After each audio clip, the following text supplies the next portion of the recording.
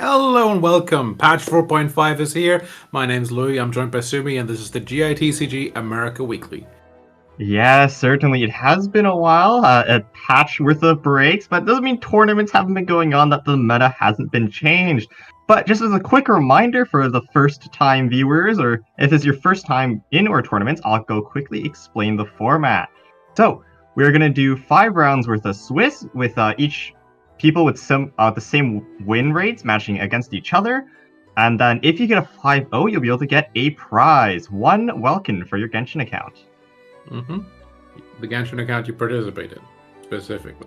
Yeah, specifically the one you participated with. Yeah. Anyway, new patch, couple new cards. Neuvillette seems to have made a bit of a splash. I get it, because he's Hydro. Splash. Yeah. Anyway, people really experimenting with him mostly. I've seen some people do some Cicin Mage stuff as well. The funniest thing is when you read Cicin Mage, it's just like up until a certain point, just reads like a straight up like power creep to official, and then like the downsides creep later on in the text. Yeah, and then you start reading the downsides, and you're like, wait, this is just Yai with extra steps. I mean, like, I have seen some innovation with Cicin Mage, mainly being played in MNEC as a replacement for official/Yai.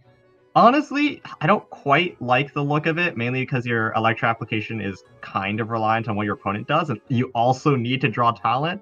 So jumping through quite a few hoops to match the equivalent power, but maybe in our Majors format, when you need to bring 5 decks and you use official for another, we could see it happen. Yeah, I think also maybe in some formats where you can very much guarantee what your opponent's going to do, because like there's some very prominent decks that you're gonna run into a lot. You might be able mainly. You might be able to justify it. Oh, game. Nope. Here's our tournament schedule. Yeah, we're gonna do 5 weeks this time around. Week 5 being the LCQ. So if you haven't qualified in the first 4 weeks, week 5 will be your time. In order to qualify regularly, you're gonna have to get 8 wins from the 4 weeklies. And 8 wins across your 2 best weeklies, just to clarify. Yeah, yes. You can't do 4 weeklies and win 2 each. You have to win 4 in 2 specific weeklies, or 5 and 3.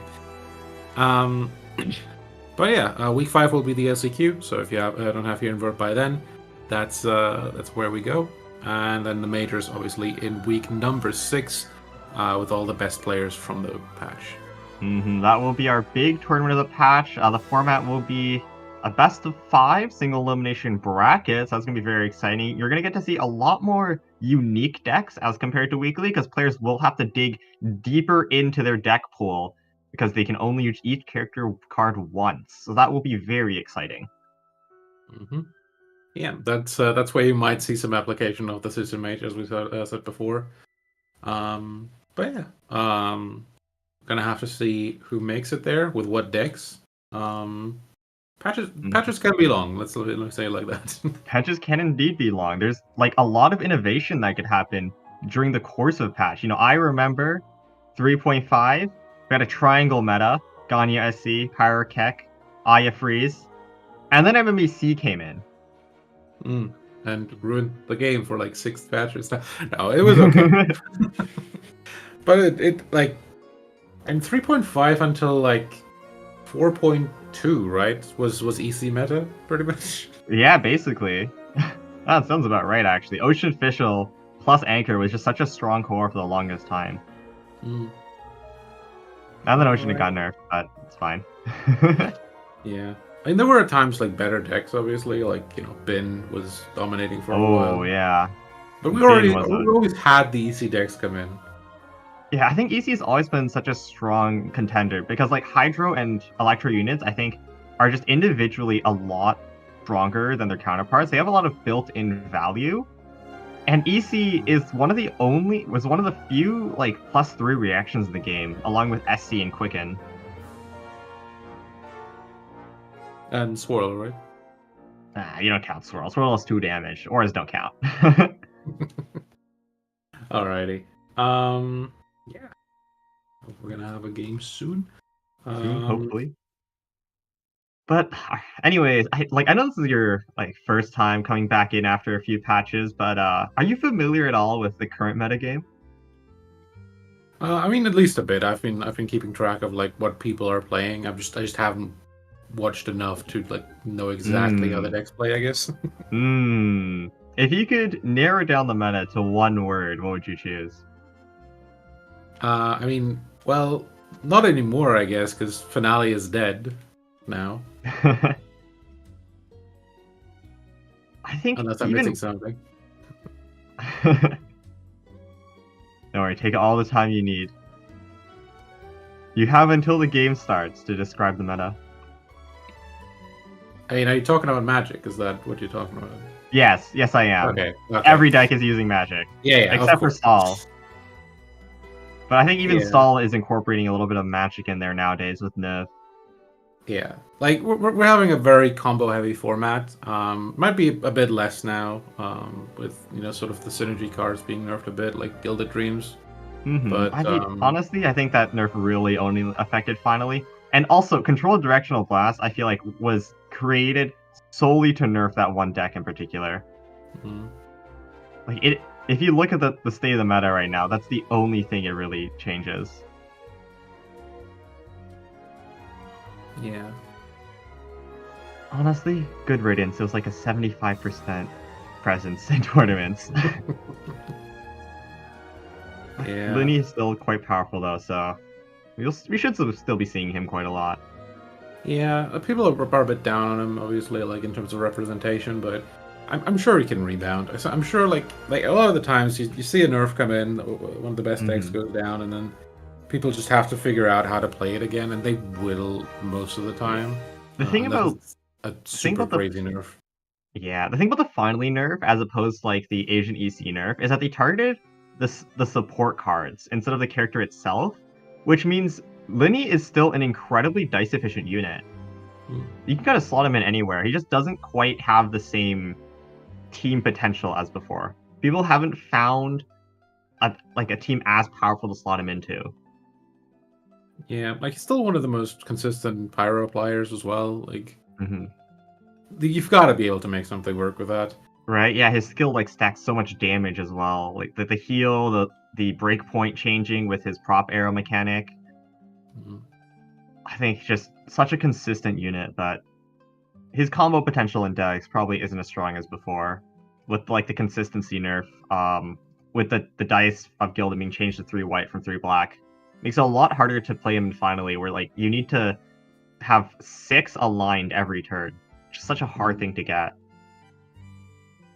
Unless Yeah. you're Ting. I've seen Ting do crazy things with dice.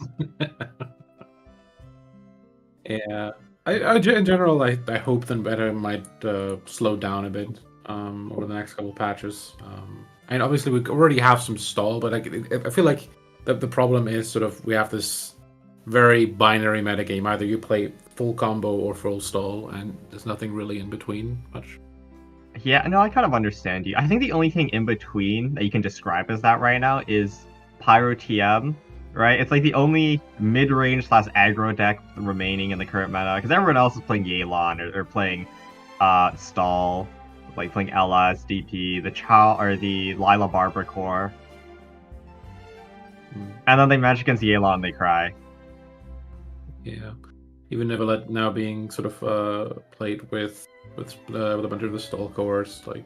hmm I think Neuvillette is like actually a pretty interesting unit because he is damage efficient like Linny, like Ito, Mm, but he's slower than them, right? Like, as opposed to Ito, who's slow because he needs to build his burst, Neuvillette is slow because he needs 2 actions to do his big damage, mm.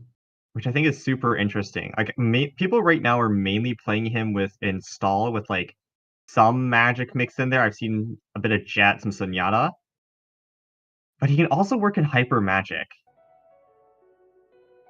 So it's like really interesting to see what players decide to use him for. And oh, game one, here we go. Yeah, we got Clea Oh, versus Kiri. We got Beto. yeah, Beto Beto. EC. I think I remember like a Beto player, right? A Beto Kokomi player. I think it was Lumine earlier on the pad, like 3.8, 4.0. They were a Beto connoisseur versus Kirimi, going for the more meta option of the standard Yelan OTK with TM Sig. Whoa, deciding to keep Judgment in the opening hand. Okay. Won't be getting use out of it until turn 3, but Kirimi on the Yelan OTK likes to spam a lot of action cards. And like their turn 3 is so scary if you can't stop their combo. I feel like I actually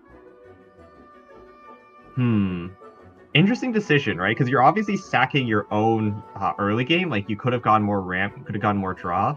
But on turn 3, if you can stop those liars, if you can stop those MMRs, it could come in clutch. Yeah, and I mean, if you have by then built up your Beto burst and everything, you might just be able to take out a bunch of units while your opponent just isn't, like, is completely stunned out of the game. Starting on yeah, we'll start Mona, on the however. Mona. Yeah, I think it is just a Mona live and ramp angle. Looking at what dice Clea currently has, Kirimi on the other hand, I think like just looking at Clea's deck, Yelan's not really being pressured, right? You should go for full greed with like skill normal, get that 2 draw. And I don't think the Yelan OTK really runs ramp options like live and like Paimon, so it should just be we're going for the we're gonna charge up burst up. Yeah, we're gonna try to charge up all our energy turn 1. I actually don't really like this from Clea, because sorry, Kirimi, my bad. Because Clea's deck is absurdly slow. There is 0 kill pressure, and like Clea also needs to build Beto burst before having any sort of threat. So I think it would have been much better for Kirimi to play it slow, build up their own advantage. Because even if you play that slower, more greedy angle to get more cards, you will still be faster than Clea. Yeah, I mean, maybe there's a consideration to maybe getting stuff done before turn 3, getting some pressure done before then, but honestly, it's not going to be that much. Come on, you can't call 3 normal attacks pressure. No, I meant more like this turn getting the burst up early and then actually being able to utilize it at the end of the turn. I mean, you only have enough dice for like a burst and to swap normal attack, unless you have some type of magic in hand, but like, even then, you could at most get like a second normal attack with 2 liars. There's no magic setup on Kirimi's field right now because they went for the MMR play.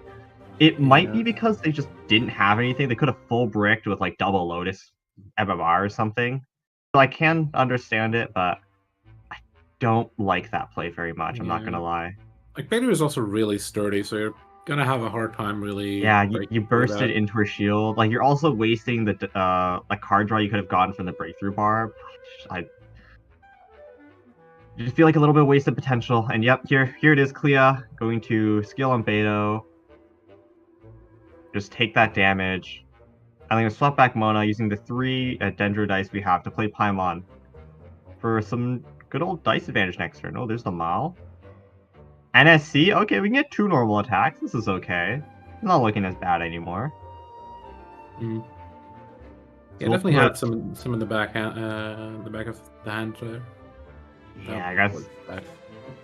I mean, this is just the strength of Magic, right? Like, there's just so many ways to get extra dice in this deck to give you that 1 extra normal attack. I think that's what makes it so scary. Especially against slower decks, like Clea's playing over here. What do you do now? If you play Paimon and ramp like you did before, you kind of sack your Mona, which isn't ideal. Because Mona burst can be quite powerful. Dice. You could just Paimon and switch and tank on Kokomi, I guess. You could, yes. I think you've already used... No, but even if you do that, Mona still gets lethal. Right? Because it's the EC, because you're on TM. I guess you could use both Resonance. That's as well. Yeah, like, unless you want to burn your Woven. Oh, we'll play the Woven first, because you want to swap the Hydra dice. You don't want to give away... Yeah, you don't want to give more information than needed. Yeah, seems like it's going to switch to Beto. Yeah. Honestly, I get it to some extent. I don't think Beto's going to go down by the sort of next turn, and then we might be able to just get the burst out. And after that, you don't really need Beto's HP anymore. It is a lot of damage, though. That is true, yes. You will be skilling on Beto, though, which will put the Lightning Rod back onto her. And she will be forced to do 2 actions. This might have been a mistake. Yeah, gotta be careful. Because if you Lightning Rod, yes, you will eat the first hit, right? But Beto will be brought down to 3 HP, and a normal attack is more than enough to lethal her from there. As Beto might be going down. We'll put the Judgment. I think that's the smart decision. This is turn 3. Yelan Burst is running out. This will need to be Kirimi's big combo turn. I think it's really smart, like, to deny that extra dice from MMR, from any liars Kirimi may have in hand. Yeah, going first really big here as well. And swapping to Mona as well to, like, eat 2 attacks as well, unless Kirimi feels like bursting on TM. Or skilling, but probably will even burst because you just have the energy, it's more damage, and Mona does die either way. That will be Gamblers. It is not an event card, so Judgment can't stop that. That will be 2 extra dice in the hand of Kirimi. Yeah, there's the Mona. 2. Oh, you haven't lost as well, the bait. Yeah. For the Beto Burst, okay. Keep in mind that Beto Burst will also give you a -1 damage resistance for anything that does more than 2 damage, I believe. So this will reduce the initial hit as well as the follow-up attack. And on Kokomi, that can get you a long way, honestly, with the healing coming in as well. Yeah, the Legend of Vanessa as well. Does have a weapon in hand. I think at this point you might not be able to really utilize it. Yeah, I don't think you have a chance. I don't believe you have a chance to play the weapon. Kirimi deciding whether or not to skill. Skill would put Beto onto 4 effective HP. And with the Beto shield, I do believe that will be enough for the skill to actually hit for 3 damage. Trying to get the last out of it. Probably wants to end on Beto here to eat the summon, and then have a full Kokomi turn with Beto Burst, maybe with the weapon as well if you ramp here. Trying to make the most of it. We'll just go for the normal attack. Not really trusting in the map to survive a TM skill, which, I mean, it's fair. You lose out on 1 damage this way, but it is safer. You do guarantee that the damage will hit.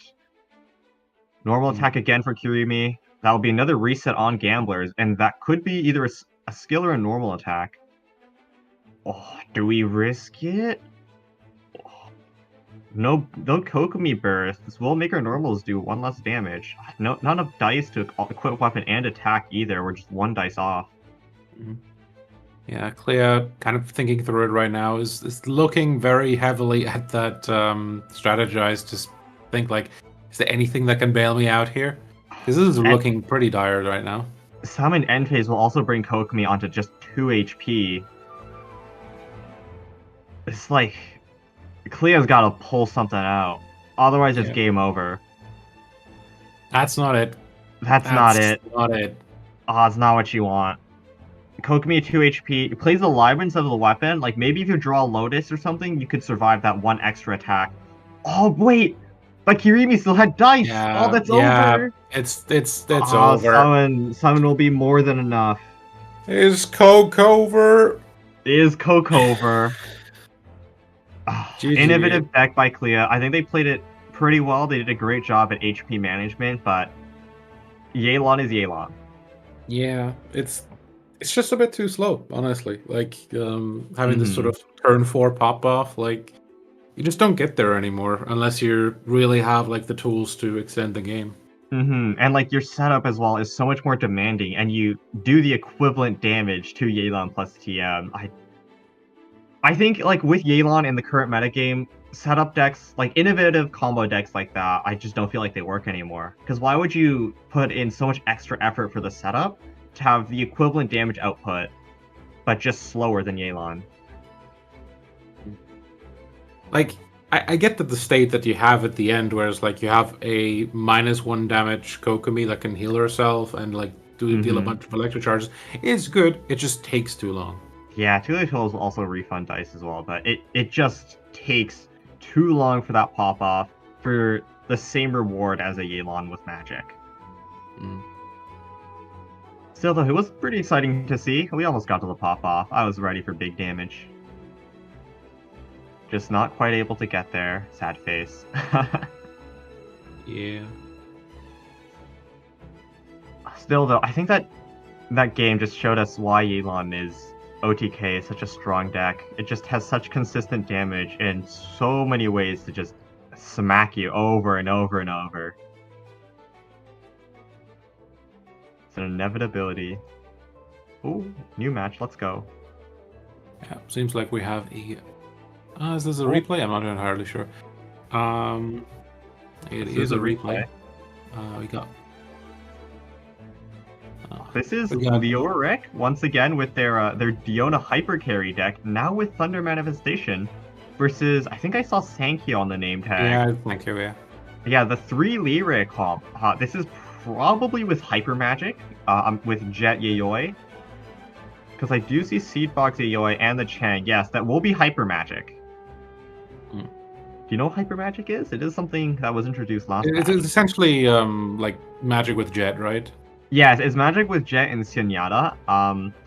You still run most of the same Magic package, but you with the addition of Chang and also Jet and Senyata Flower. The idea is to just, like, you play like Magic, you rush supports, and then after you burst, if you have a 6-stat Jet, you get +4 dice, and then if you get your second Jet, that'd be +8. And then Senyata can draw you 2 additional Jets, so it also get like +16 Jets or dice after you burst, in addition to Magic. So it's quite scary. Yeah. Typically it's not quite a replay, but rather just a delayed sort of match, where like the game is like a couple turns into the future right now. But we appreciate it. We do see Diona getting frozen here, but you can really pivot right now. It's not really the turns where you that worried about freezing yet. Yeah, Lightning Rod will go on Xingqiu, so if Leoric wants, could TM skill and just take him out immediately, deny that Rain Sword reset. Looks Sanguo is pretty set up for Magic, has 2 artifacts plus a Yayoi. Not sure if any of those are gilded, so if one of them are, there is also Lyre set up as well. Full hand could have Boar, stuff like that, MMR, NSC. Lots of stuff to play around with. Like, that 5 dice is deceptive. Yeah, some extent on both sides, I guess. But yeah, gonna see the switch to Chongyun. He is in danger still. For sure. That freeze on Diona was pretty big. If Diona was still active here, like fast swap Tendoris and Chong is gone. I mean, you would still have Hu Tao to deal with, but like that 7 damage burst wouldn't be an option anymore. It does get overload to Hu Tao. I mean, Hu Tao can still freeze. Frostfield plus Rain Sword. I believe that's also 4. I can see a status on there. But, I mean, Sanguo could have quite a dice advantage, but Leoric has an HP advantage for now. Magic could change things. I put down Varakasha, or that's the 0 cost. Yes, but anyway. Varakasha is 0-1. Or no, it would be... Yeah, no. Varakasha is the 1 cost one. That yeah, is exactly. This hard. is the 0 cost, yeah. Yeah, the 0 cost one. I forget the 0 cost name, I'll be honest. It's Cavarina. Okay. Cavarina, there you go. Yeah. Lots of letters. Vowels make brain hurt.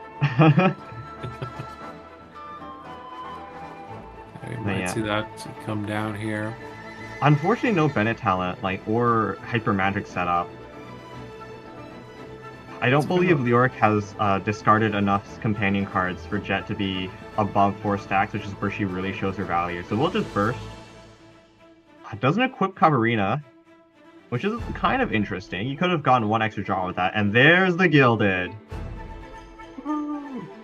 Woo, 5 dice again. If there's a Lyre, that's going to go up to 6. And then Leoric is in a world of hurt.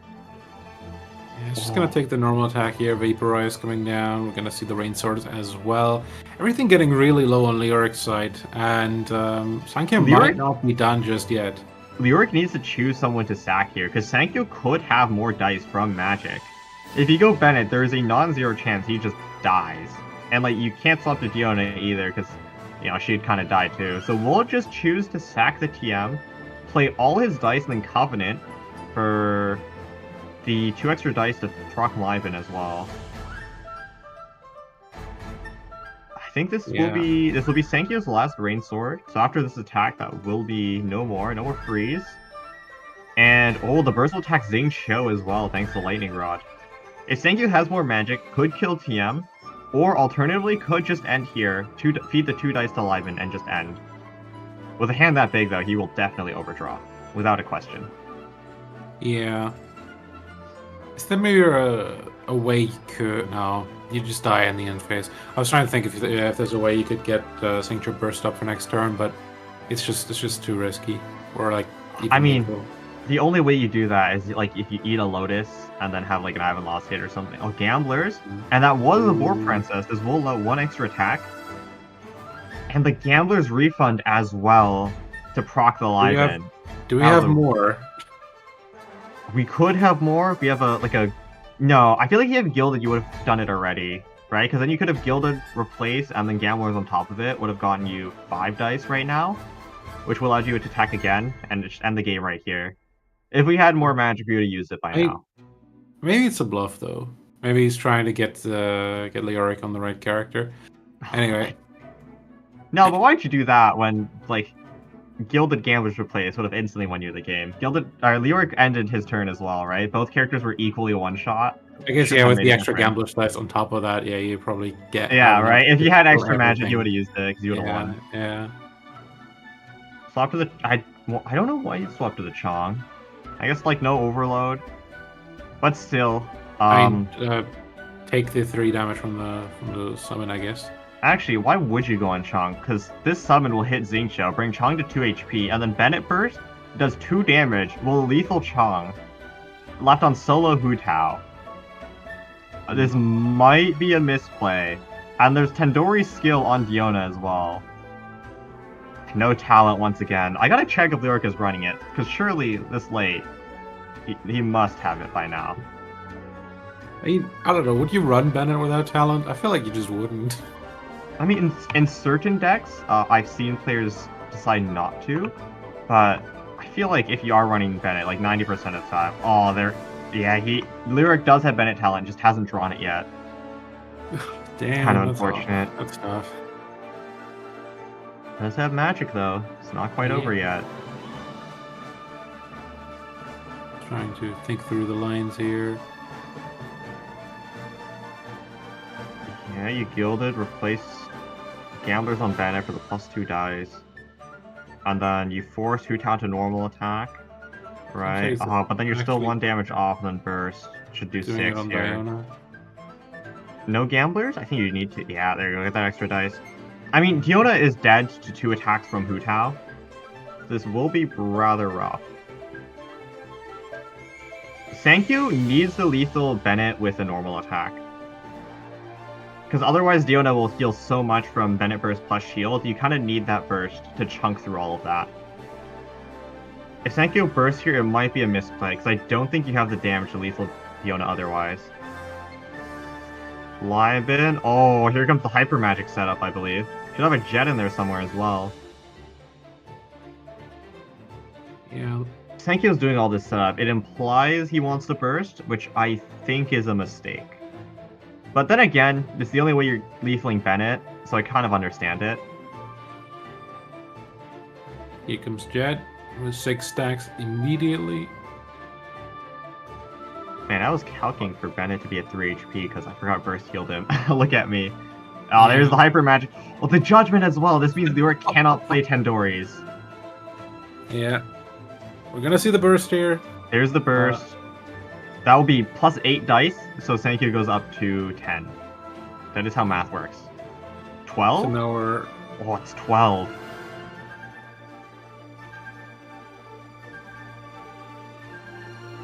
There's the skill, there's the shield, there's the healing. Equalizes the HP here. Does have shield as well. 6 HP. Hu Tao can attack 4 times here, which will be 12 HP.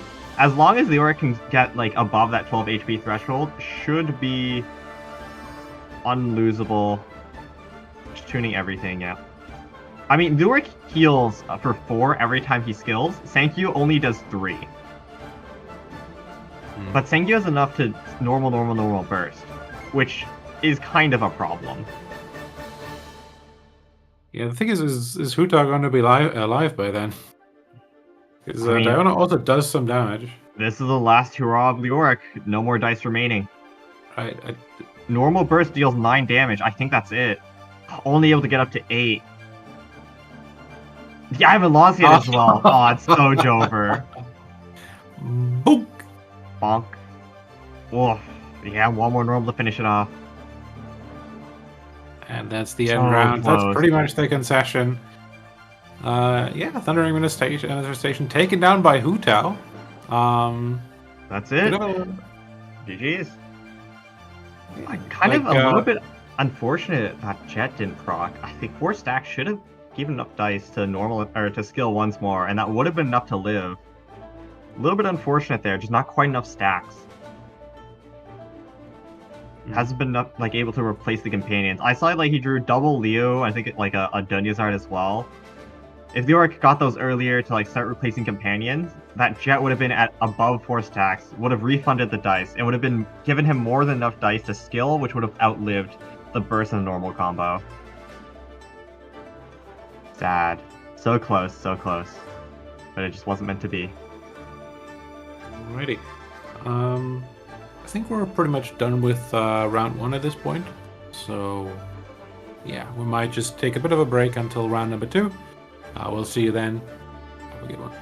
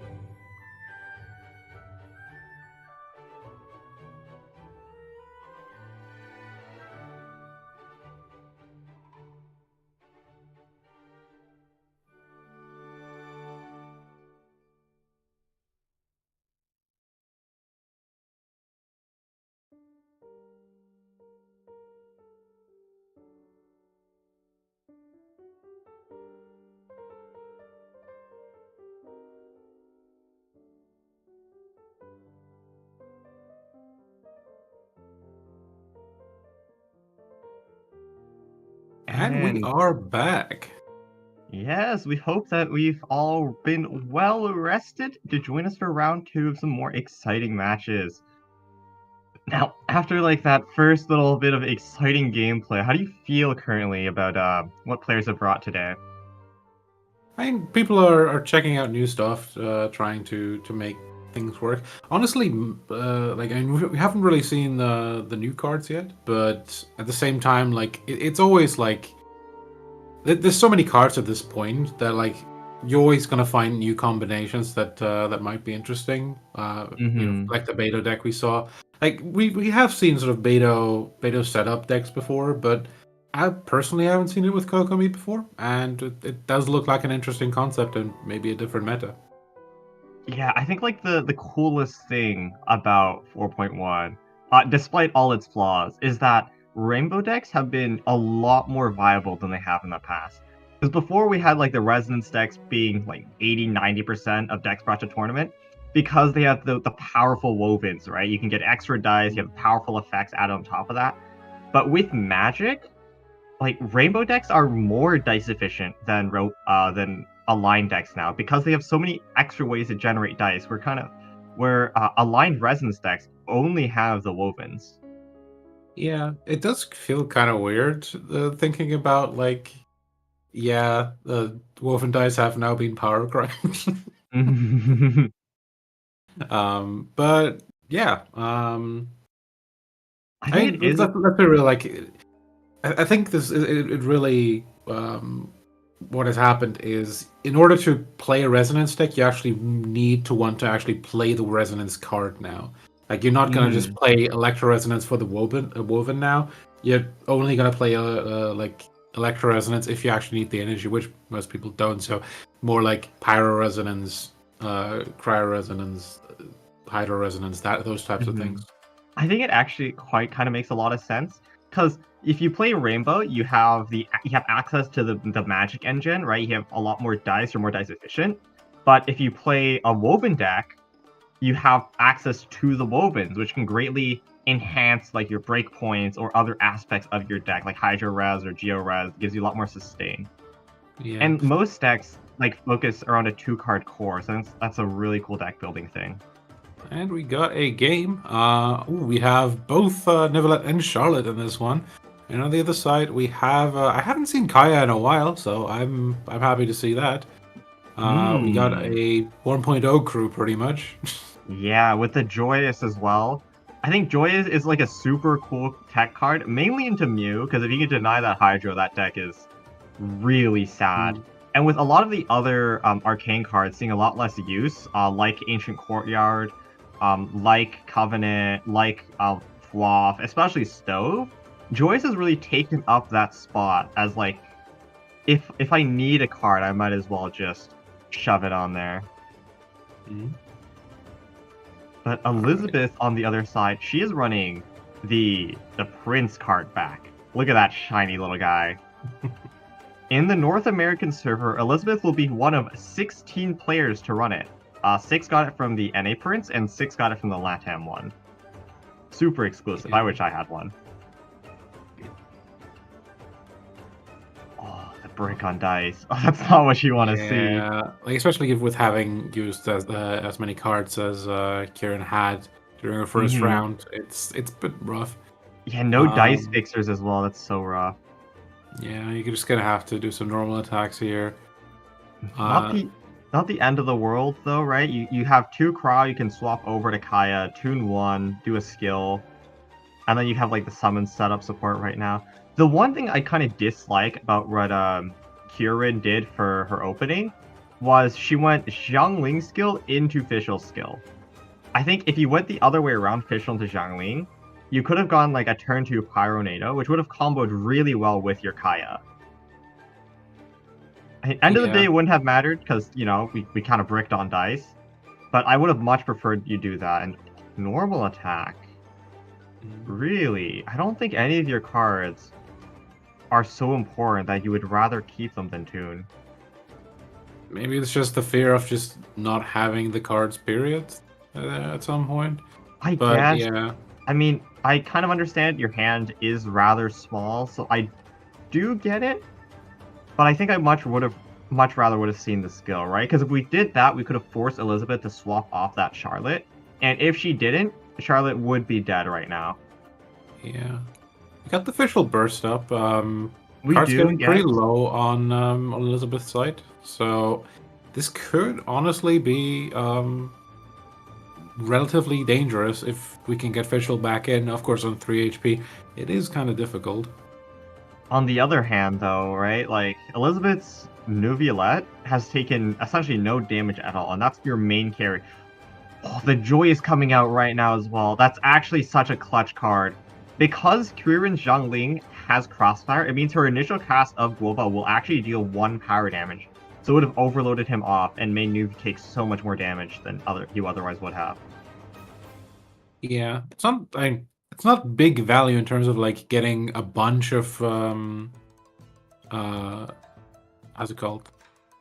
Getting a bunch of application out, but sometimes just getting the one away is enough if it's on your carry and you really want to stay on there. Especially on the key characters as well. Kieran using her joys as well.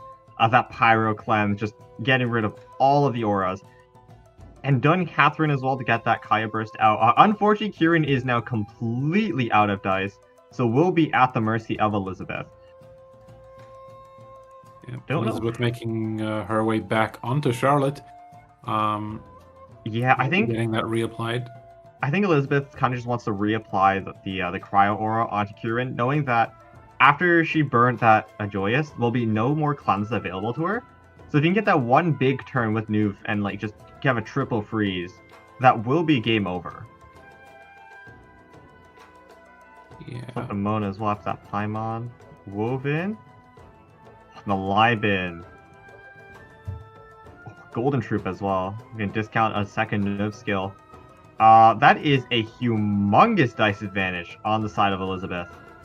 How will Kieran respond here? We have a few options. We can like fast swap Xiangling's skill, and then we use our Leave It To Me to official burst. It will get you a Vape plus a Superconduct. I think if I was Kieran, Kieran, that would be the play I'm going for. And the dice agree with me as well. You could also fast swap official burst, and then use the I haven't lost yet for Xiangling burst. Oh, you're right. I think you're right. I haven't lost the official burst would have lethal the Mona. I think that would have been the smarter. Actually, she was on 6 HP now. She would have lived on 1 either way. Made no difference. Just don't need to do it. It would have lethal the Mona if we went that route as well. I think you're right. That would have been the better play. I guess at that point you are relying on Elizabeth actually taking out the official. I mean, I don't think it matters, right? Because it would have lethaled Mona. It would have also forced Charlotte onto 1 HP. So we could have taken her out as well if Elizabeth decided to go that angle. And if Elizabeth went Neuvillette, we could have had a Xiangling to sweep her up. And here is the switch. We'll summon Oz instead of the burst. Yeah, that might come back to bite Kieran later. Because we lose that. Oh, never mind. The Mondraz to swap off. I lied. The one-time Mondraz is useful. We get to preserve that official burst. Okay. Yeah, I mean, we did see it buffed more recently to be at 0 cost, so it is a card that is actually usable now. It's still not the most powerful card, but in this I agree. Deck with Kaya, like, it's kind of the card you want. And that might spell the doom for Elizabeth. Like, Neuvillette, only 2 attacks remaining, staring down the face of 2 summons. Official burst still yet to be dealt with. Yeah. Do you have enough dice to deal with it? No magic setup either, like no hyper magic setup as well. You gotta get it done this turn, otherwise you're not getting it done at all. Yeah, I just don't see it, I'll be honest. It's gonna be so much damage during the end phase, you're gonna go second. Like, Neuvillette is pretty much, Neuvillette's like gone. Like, there's Xiangling first, right? There's the Pyronado, there's the official burst, there's the Catherine as well, so it's not like you can freeze, you just swap over to them. I think Elizabeth might be able to take out 2 characters. You can get rid of the Kaya as well as Xiangling. But as long as Kieran can keep her Fischl Burst active until next turn, it's GG's. And I believe that's an egg as well if Kieran wants to do any swap stall action next round. Go Xiangling, go Xiangling. No! Keep that fish. No, no. Okay. I don't know. I think it's still enough, for sure. You're gonna get the vapor, the melt on Goba. Gonna get the Electro application, and then you burst on top of that. That's enough.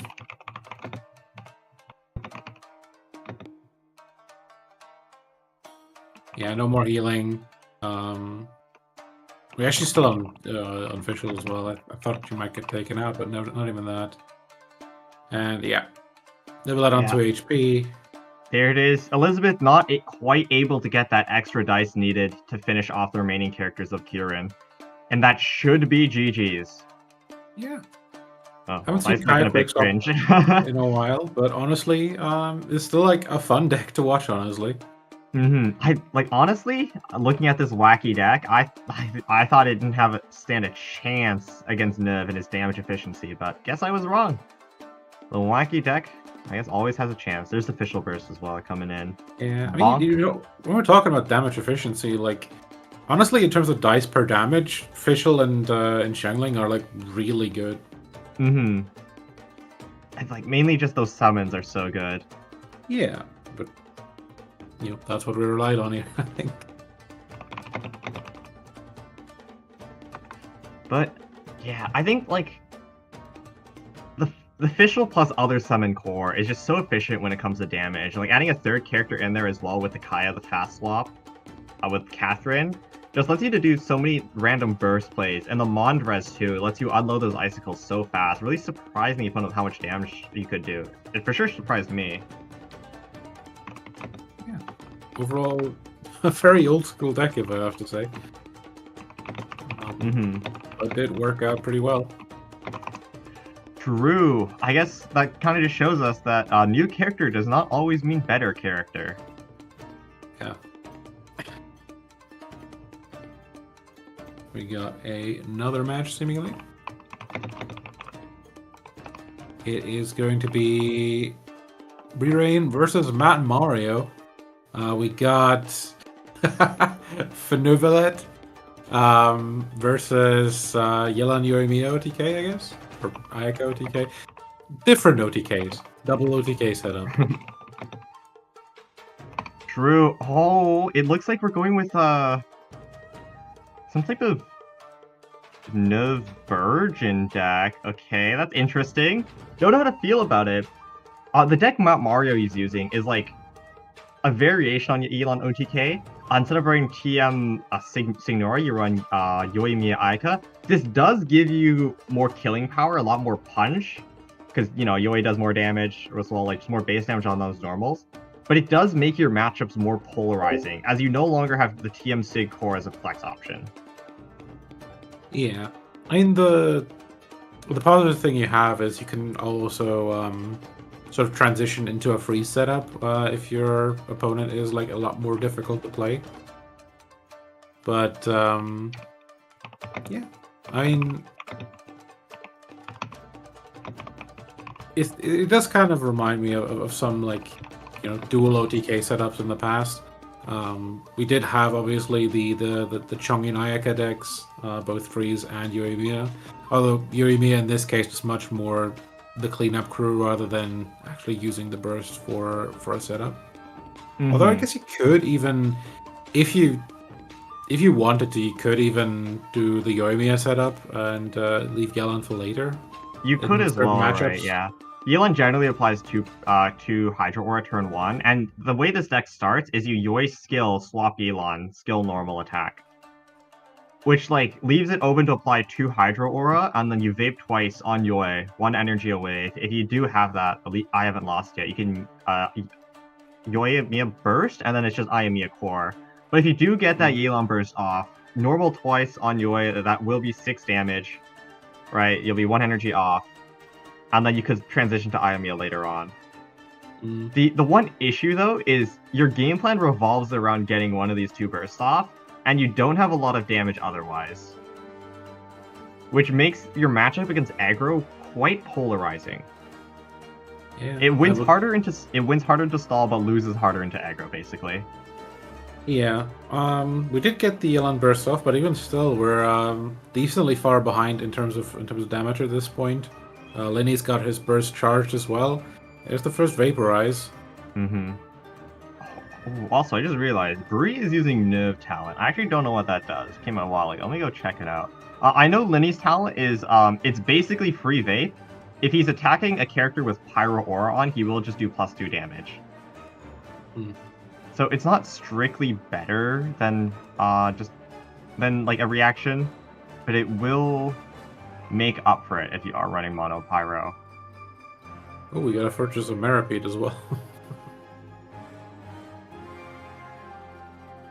Hold on, I need to go find character.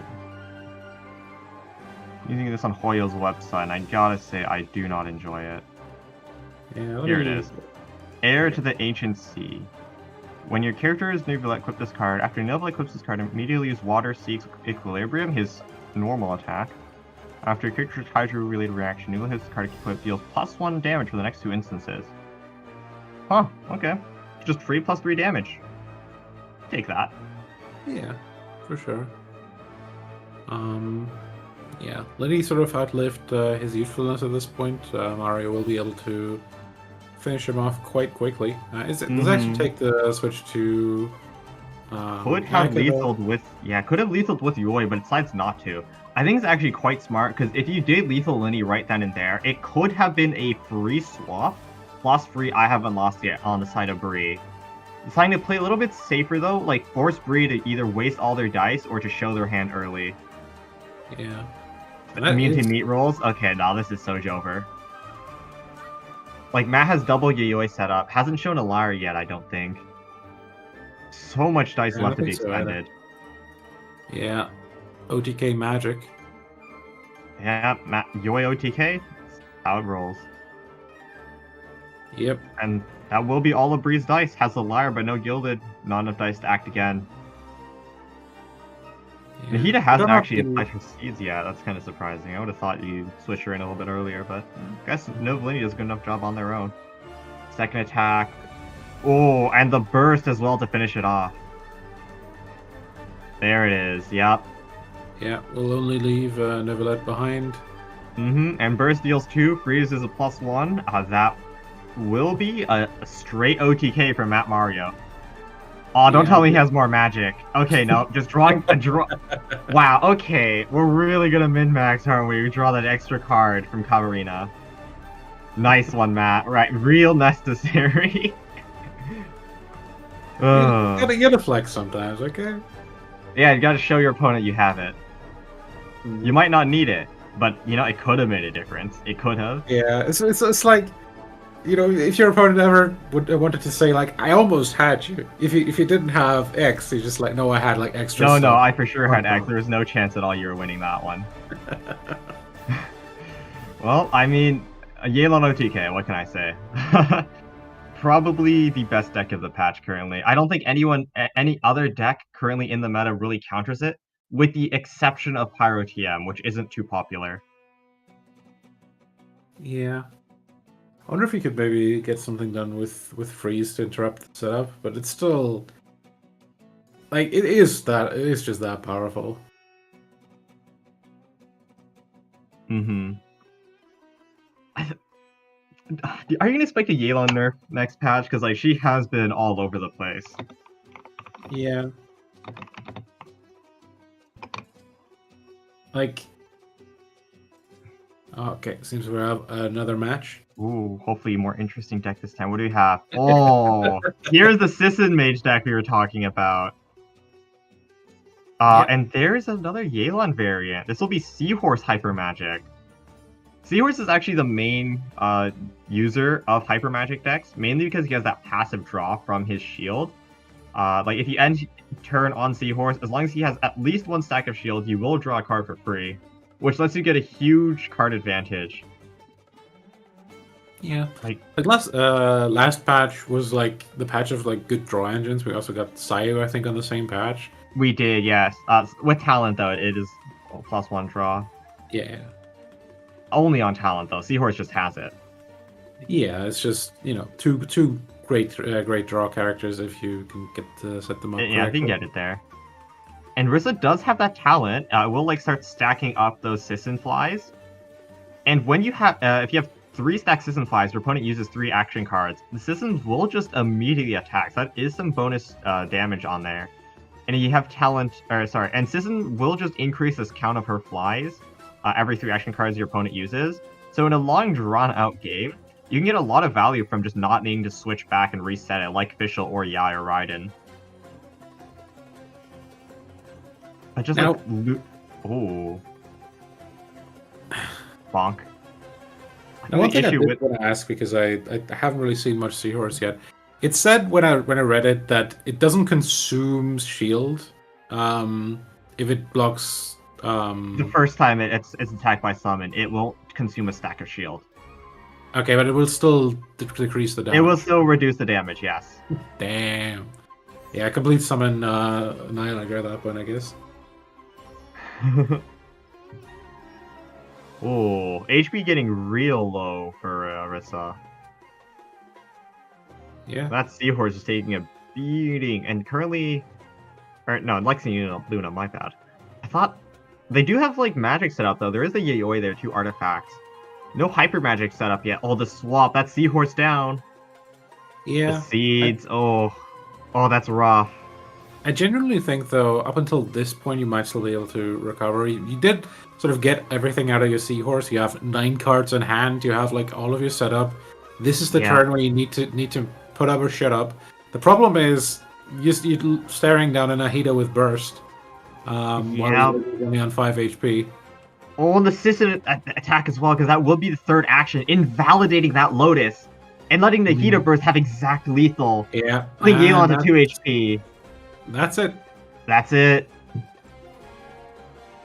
Hey, like, Cicin is finally proving her worth for once. First time ever. She's been here for like 4 days. Please. Nah, I'm convinced every version of Cicin is bad. There's the Jet as well. Oh, that's so unfortunate, because Lexi was just able to get Linny's burst, and that Cicin invalidated the Lotus. I think if Lexi Luna was just able to withstand that Nahida burst, maybe play 1 less action card to deny that Cicin its attack, you would have been able to burst, and that hyper magic would have been enough to finish the game, I feel. That is so unfortunate. I don't think you have enough, do you? You might. Hold on. Maybe. Hold up. Coming The down. Gamblers. Gamba. The Vape follow-up. Hold on, does Lexi Luna still have this? That would be absurd, I swear. No, 2 damage off. Oh, the Lotus Lotus. hold yeah, on. it's enough. It's enough. Yeah, the summon on the Vape. 1 HP is the difference. This No is so way. stupid, I swear. Wow. Good. That hyper magic is a thing. Yeah. Hyper magic is surely a thing. I'm surprised that Lexi Luna was able to get the dice to burst on Yale in the first place. I thought for sure they didn't have enough. Proving me wrong, though. They're able to count dice better than me. Yep. Just about gets it done with the I haven't lost yet and Gamblers. Yeah, the double Jet setup, get 8 dice for free, the Gamblers reset as well, with in combination with the Yelan burst. 1 HP, the difference. The Lotus as well. That also shows one of the reasons that Yelan is so powerful. Is yes, you do kind of want to use Yelan with another character to OTK, but in a pinch, Yelan can be enough. No, for sure. Her burst doing 2 damage on follow-up. Even by herself, she does 4 damage to the active character. So damage efficient. And you combine it with MMR and stuff. The follow-up attack 2 lets her invalidate damage reduction things like Lotus. Oh. Just such a good character card. That burst is so powerful.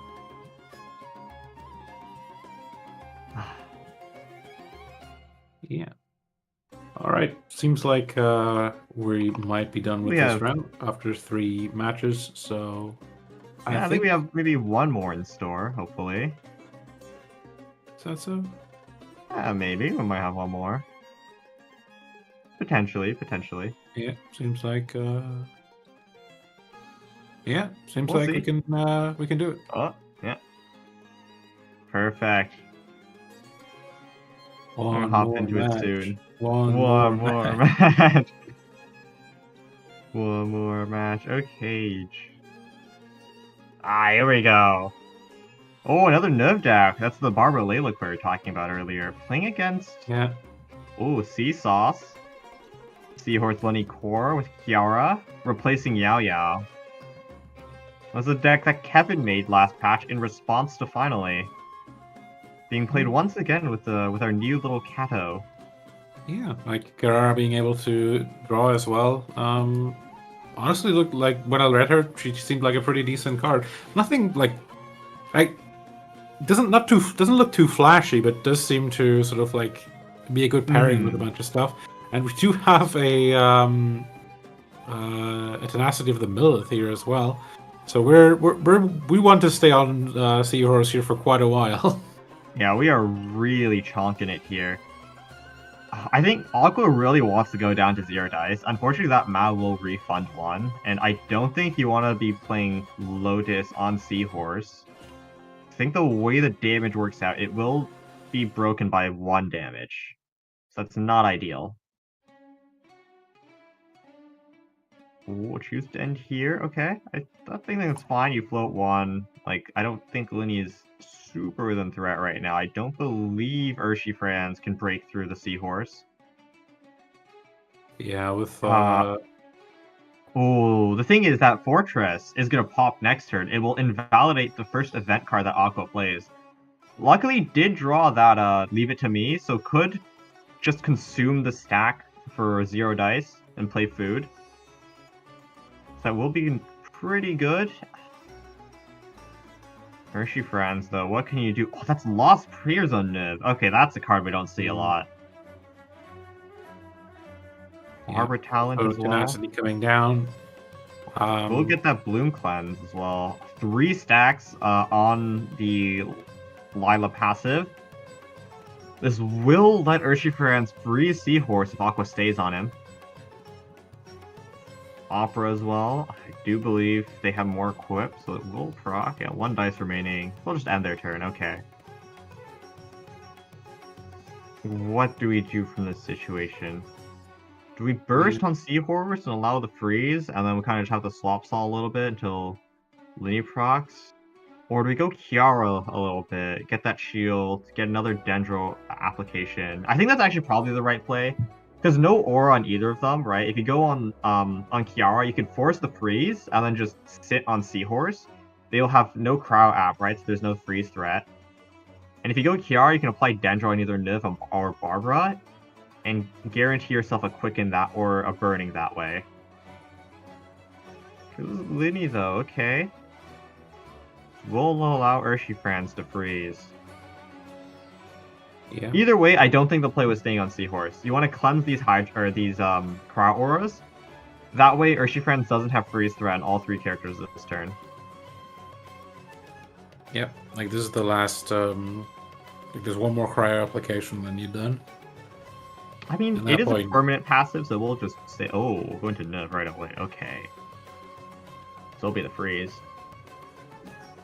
Bonk. 5 damage. Oh god, that's a lot. I think that was the normal attack. This means Aqua can swap into Seahorse for free.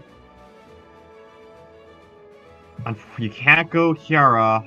If you want to fast swap into Kirara to skill, you will need to eat some type of food first in order to consume that Fortress stack. Yeah, and you do have 9 dice, so you can do that. Mm-hmm. The Mao will refund as well. You just won't get the effect of the food. Yeah, it's gonna see the swap to the Seahorse anyway, though. Does have a Bloom Seed, so it could hit relatively hard, honestly. Yeah, we'll do 5 damage, reduced by 2, so it'll just be 3 at the end of the day. Unfortunately, Neuv like already has aura on him, so wasted damage potential a little bit, but shouldn't matter too much. I think Urshi or Aqua really wasn't expecting that fast swap out of Urshi Franz. I think they were kind of like forcing them to swap onto Neuv, because you really don't want a normal attack on Barbara. And you get like a free overload onto Neuv, like the prop arrow or the skill, either way. You get like +1 power app or a little bit of healing on there. Also putting a dent into Aqua's plans there. Yeah, A at the same lost time, if prayer. your opponent have like, I think at the start of the turn, like 8 cards or something, maybe you should expect it. To be fair though, both spell decks only run a 1-of. That's fair enough. And I'm not sure how many cards Urshi Franz has drawn so far.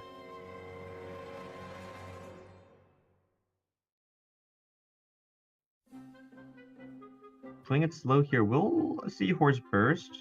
We'll get a little bit of extra Electro application. Urshi Franz will only have 1 attack remaining. This is a stall deck, so no magic. There is Wovens though, but not sure how many they have remaining so far. Oh, never mind, it will be a skill. A little bit of extra damage. Alright. If there is a Woven, we could normal attack twice, or normal into burst. I think either way it would be quite threatening to Aqua's characters. That Lost Pair really putting in work. It hurts so bad. Yeah, like looked a bit underwhelming when you first look at it, but in stall decks it can really. Yeah, you can really amp up that extra damage. On top of Neuvillette's already pretty massive damage amp, it really hurts. Yeah. Now, if only Lost Prey has worked well on Neuvillette in like the base game. Do you have one? Yeah, I have a C2. Oh wow, really? Right, in R2, I guess. Sorry. You remind me of myself. I have 4 Jade Spears. I have so many Jade Spears. I have 2 Jade Spears on an account with Xiao, so I can't really complain. I have 4 Jade Spears on an account with Xiao, Raiden, and Hu Tao, but I also have Homa. So like I just have 2 Jade Spears sitting in my inventory doing nothing. Follow-up attack going into Kirara, chunking her for 6 damage. That was a full HP cat girl, by the way. Oh, and the Woven as well for an extra normal. Yeah, it's starting to look pretty rough. I think Aqua needs to sack a character here. I'm pretty sure that second attack does 4. No matter what character Aqua swaps to, unless you eat, they're just dead. Like, they're dead. Aqua also needs to remember Strictly Prohibited is still activated. The first food card you play won't actually work. You need to burn it somehow. And Urshi Franz, with Neuvillette's self-healing, has managed to stack it back to 4. Which means next turn, Aqua will have to deal with another Strictly Prohibited. Which will invalidate one of his event cards again. I was looking pretty rough, I gotta say. What do we do here? Time's ticking. Gotta make our choice.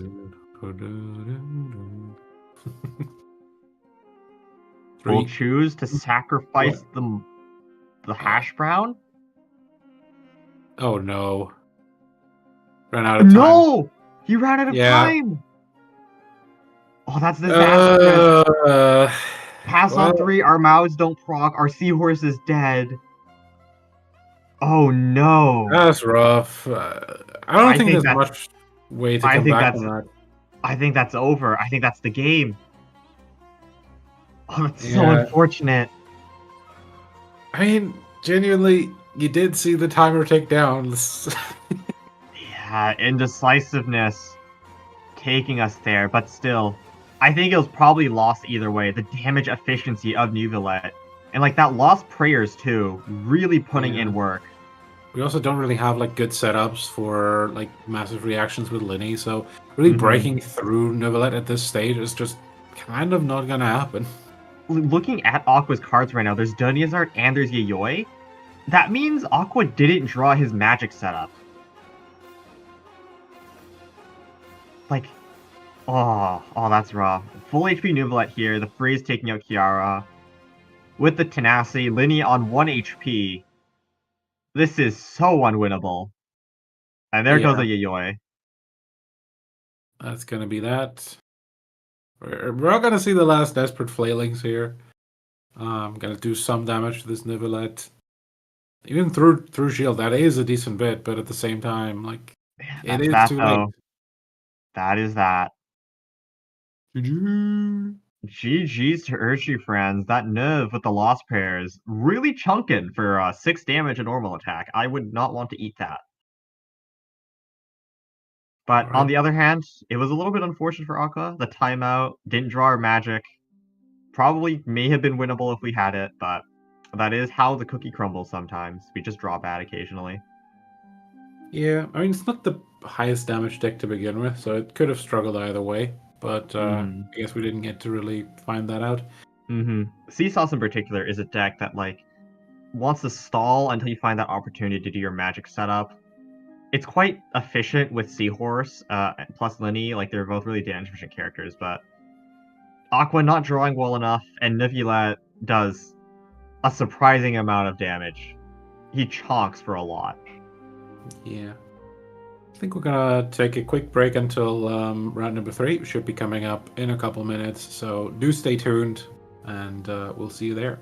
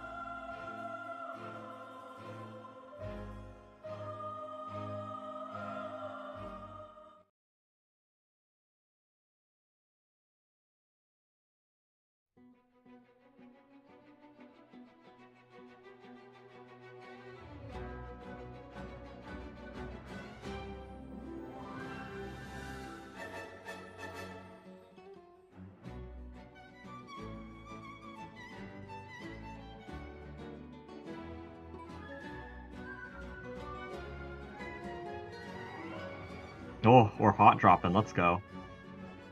Ooh, All right, who we Riss. got? We got Clea again, I think. Yes. Versus Rissa playing MNEC Cicin Edition. I was roasting this deck a little bit, but Cicin Talent proving her its worth later on. Unfortunately, Rissa not starting with the Cicin Talent, so I get to roast this deck again. Cicin, worst guy. That is all. Thank you. Thank you for listening to my TED Talk. Oh, Yeah. and Clea going for the full ramp start. What a gamer. Yeah, we could see some decent aggro from Rissa here. Getting some early damage I down. mean, if the But it dice is... allowed. It's probably Yeah. just swap normal attack, honestly. Yeah, we don't have the huge, like, single target damage, though, that would be necessary to stop maybe a Beidou from bursting, so... Oh, tuning the Golden Troop and the Tendories? Oh, that's rough. I can kind of understand tuning the Golden Troop, because you would want to play that on Nahida, because she is the person you want to be skilling with the most. But the Tendories... Oh, I don't know how I feel about that. That's like your main breakpoint changing item. Not even Could for, have- like, a big skill, but a small skill as well. Yeah, like, it wasn't to lethal a character or anything. I think it would have been much better to just normal attack, honestly. Mm. I mean, I think it's probably still fine here, because by the looks of... Yeah, it seems like we have the same POV on both screens right now, but should be back to normal here. Yeah, there we go. Oh, wait, never mind. Beidou It is still both the same. Well, anyway, it is still... I mean, I think it's still okay, right? Because you get to do the 5 cost, and then you get to proxy... And then you, like, you Mona skill here, you get your EC. Oh, that's the Borgon. Oh. Bonk. Yeah, kind of giving up a lot of late game power here. Yeah, we're sacrificing a lot for this early game setup. Beidou, full burst now. Oh, the Ellen played as well. I can kind of understand it, right? Because you're going to be wanting normaling a lot at Kokumi when you have your full setup. I don't know if I would rather play Ellen or like MMR or something, to be honest. Not sure how much I agree with it, but I do kind of see the value in it. It did allow Clea 2 normal twice, so probably acceptable. Oh, I guess we did get the gold troop back. Mona is down. Mona is down, as always. Like, Mona's kind of just there to tank damage and get some Hydro early for Beidou to vape off of. And, oh, it looks like Clea is not running MMR. Okay, in that case, I disagree with those Ellen picks. I would have much rather ran MMR instead. If you think of dice efficiency, MMR is, like, above it. Yes, it can only be used on normal attacks, but, like, you're not Mona skilling twice in a round, right? And even if you Beidou skill twice, like, if you have Liu, you can still burst in the same round. So it doesn't... I don't think it changes anything. We do have Cicin Talent, though, finally. Tuning the Golden Troop again. I mean, look, I think I would have probably tuned the Eye of Lost yet, so I can put the Golden Troop onto Nahida. But, because, like, with Clea no Beidou burst setup, right? It's kind of impossible from... Oh, never mind, there's 11 dice. What am I talking about? Yeah. Like, actually, no, tuning Ito was the correct play, because you're not swap stalling. You don't have enough dice to swap stall until Clea lethals one of your characters for you to use I haven't lost yet. Mm. So I do stand by the decision. Oh, gets chonked there. Beidou 2 HP. He's still gonna be Poor Leaf enough here, Sigil, huh? Hold up. What are we cooking? We'll just swap to Mona to tank some damage. I think if you're Clea, you just Beidou burst here. There's no need to think. I don't think greeting for this extra EC is the play. I mean, I guess you just have the dice for it. True. Like... Ellen discount? Okay. Did Mona get lethal this round? Oh, the burst is... Okay. I heavily disagree with this play. I think it would have been much better to just normal burst onto Beidou and then play Paimon Yeah. Pizza on Kokomi. You heal her to 7 HP. Yes, like, Beidou might go down end phase, but that's perfectly acceptable because you Beidou bursted, right?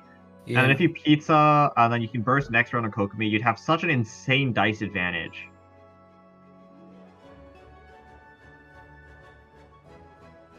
I don't really get it. I kind of disagree with that play. Yes, you heal Beidou up for like 2 HP, but why does that matter? It does not, at least in my opinion. But I think if you're Rissa, you just go Sisson and you burst. It does. You should do 1 initial, and then it'll do 4 on the follow-up, which will be enough to lethal either of Clea's characters, assuming no healing. Alternatively, we go Mona skill. Okay. I guess Mona skill, bait the yeah, and turn. then If not, you get a huge burst off. right, yeah, you get the lethal. If they don't kill, you burst to kill one of their characters, but if they do, you go Nahida and you burst. And The it's funniest winning thing is you anyways. can't really burst, but you like it is such a big threat that Clea has to take it seriously. Like there was no Hydro dice. There was no way that Mona could have bursted really. The thing about the play Clea did last turn, though, is now you also don't have threat this turn as well. With no follow-up attack, Kokomi is only dealing 2 damage. Yeah.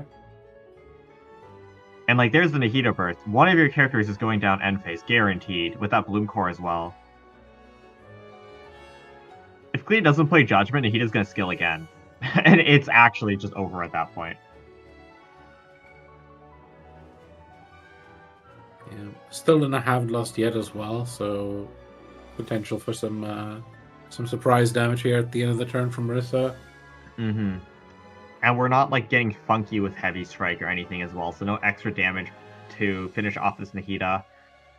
We'd be in such an infinitely better position if we just Beidou bursted last round.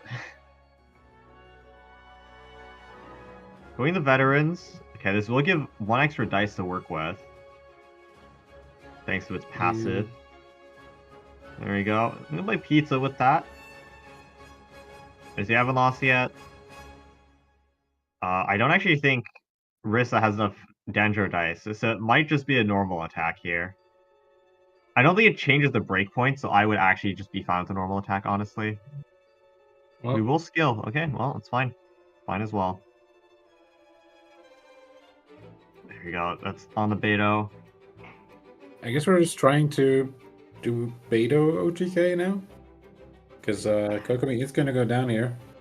I mean, Beidou does have the skill, has like some damage reduction. If we ever burst, which I don't think we should at Beidou solo, unless like the opponent has already ended their turn, we do have that damage reduction to play with. So there is still a possibility to victory. I just think it's quite low, because Clea will be forced to lethal Nahida, otherwise like eat another this would be 6 damage burst, thanks to Quicken as well as Shrine, which is already up. But the thing is, if you lethal here, you just go Sis and you burst anyways. Beidou can't lethal in 2 shots. There's a Judgment to prevent any like Adeptus shenanigans going on, and it will be skill. But here, Rissa, you just go Sisson and you burst. Like, you have Shrine, you have Quicken. There is a Judgment effect, so you can't use Adeptus. No, there's an okay, yeah, fair enough. I forgot about that. Right, yeah, they use Judgment, so. But there's the burst. Second hit should do 5, I believe. I think it's 4 base plus 1 thanks to Quicken. I think Clea will be able to live this thanks to the shield given by Beidou. Chonk. There, yeah. There's the punch. And Rissa will be able to attack 1 more time with just a normal attack.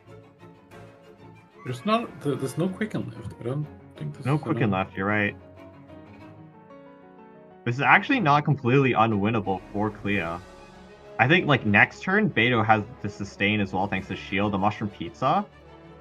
Beidou will remain on 2 HP. That Judgment actually coming in clutch. If Rissa was able to use Adeptus, it would be done right here. And there's the Hydro Resonance.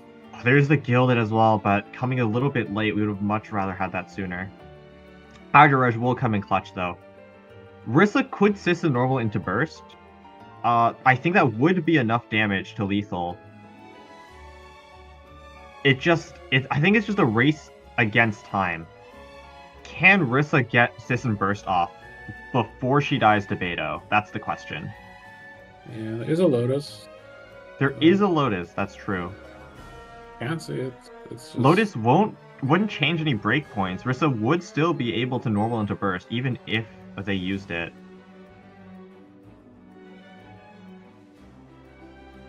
Killed it first, get that little bit of extra dice.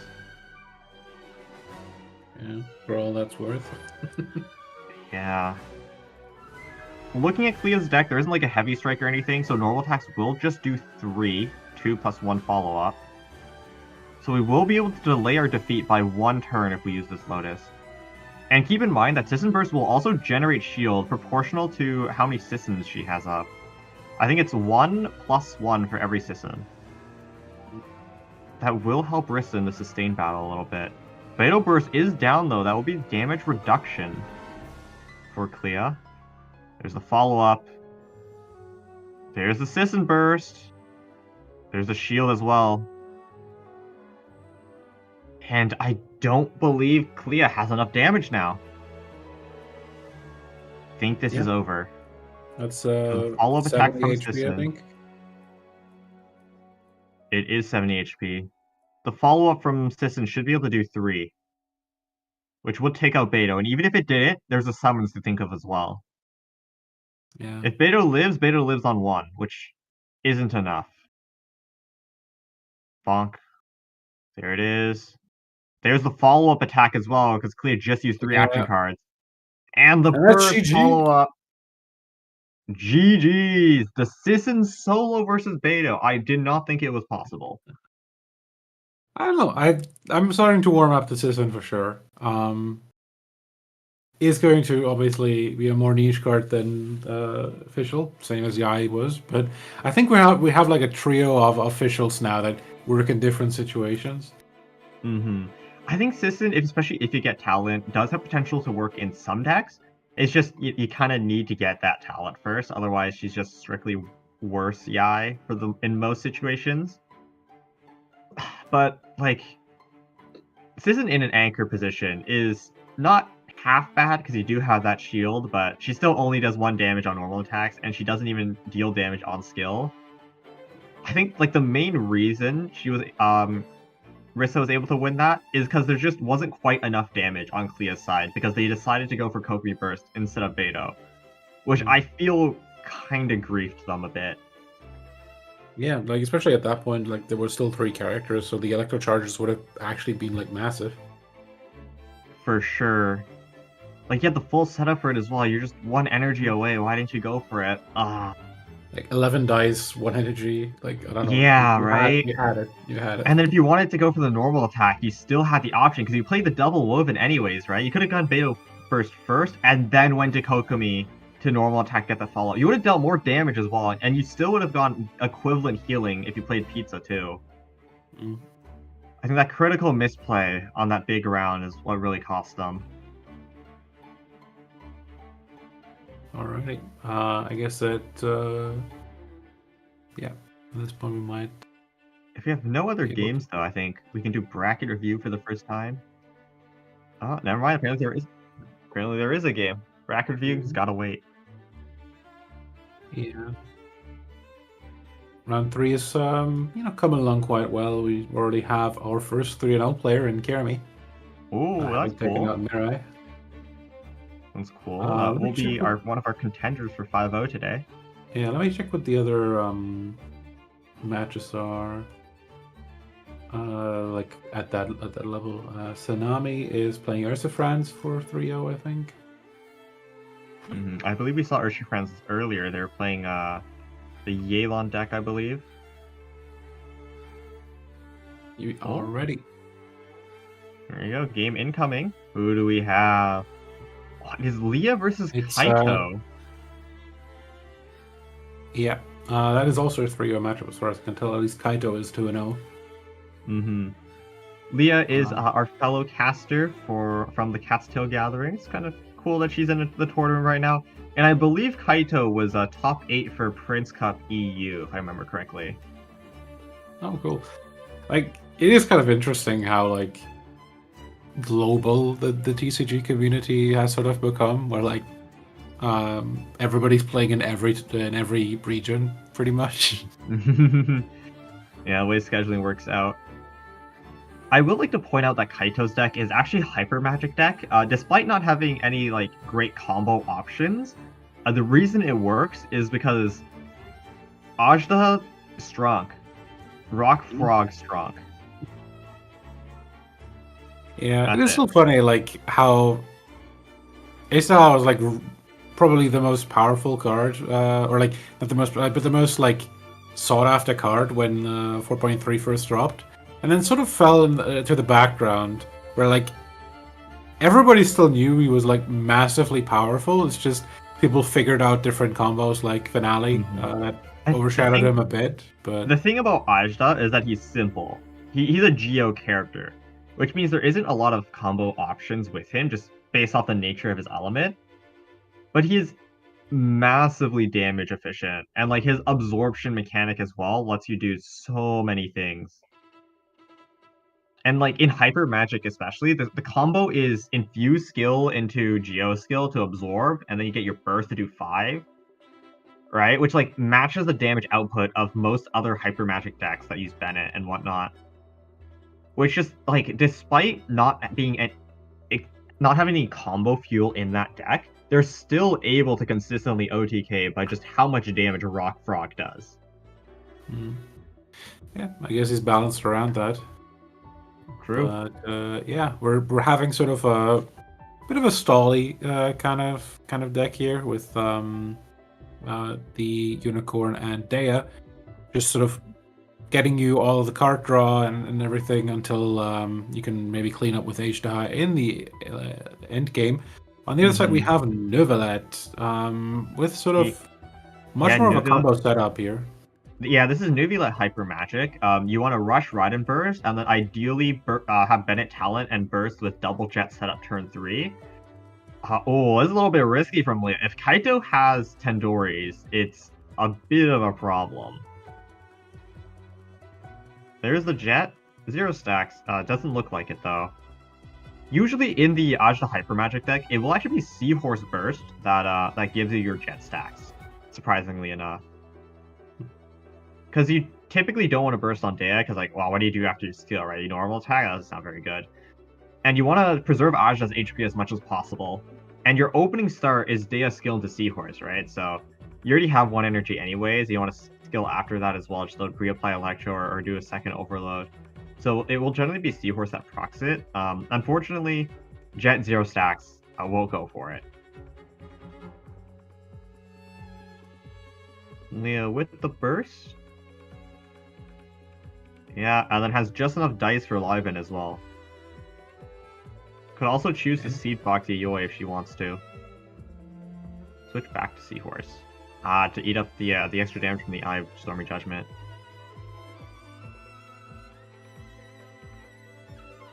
There we go. Yeah, Leah with turn priority with Bennett Talent as well. Yeah, like Road laid out quite clearly here. Bennett, Burst, and then do your stuff in really. Bennett with no aura too, so no like random force swapping. Gonna there's the Jet. That's what you want. There's the Gilded as well. Liven will draw you 2 more. Hopefully it is another Jet. That way you could get your full Hyper Magic setup. You will take a Liar as well. I think Liar is acceptable too.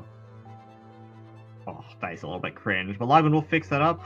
There's the second Jet. That's what we're talking about. Oh boy, I think you just go Bennett, no?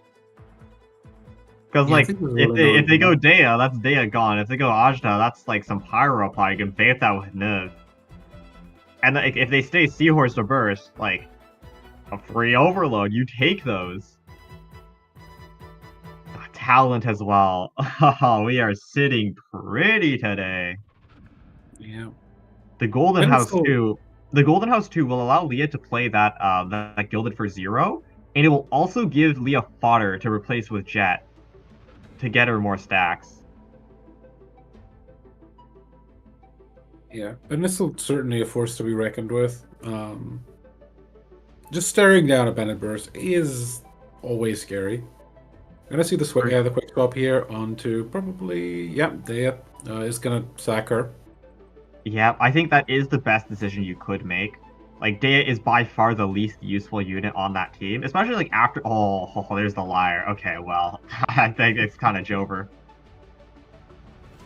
Yeah, Like, especially it's gonna after be a you long reset turn. her, right? There's kind of no reason to keep her up there. Yeah, Golden House played first. There we go. Yeah, gilded. Should just be double jet at this point into Bennett talent. I might want to test the waters how many stacks, but if you replace Golden House plus Seed Box, it should be at least 4. If you place another one, that should be 5. Then you get place Seed Box again or something. There you go. Sealy going first, making use of that Seed Box, the free reduction. No jet, really? Okay, I guess we're gonna wait till next round to proc it. I think this is okay as well, right? Because Gamblers coming just a little bit late. I think if Leah had that Gamblers earlier, would have for sure gone for the jet this turn. Even still, though, I think this is fine.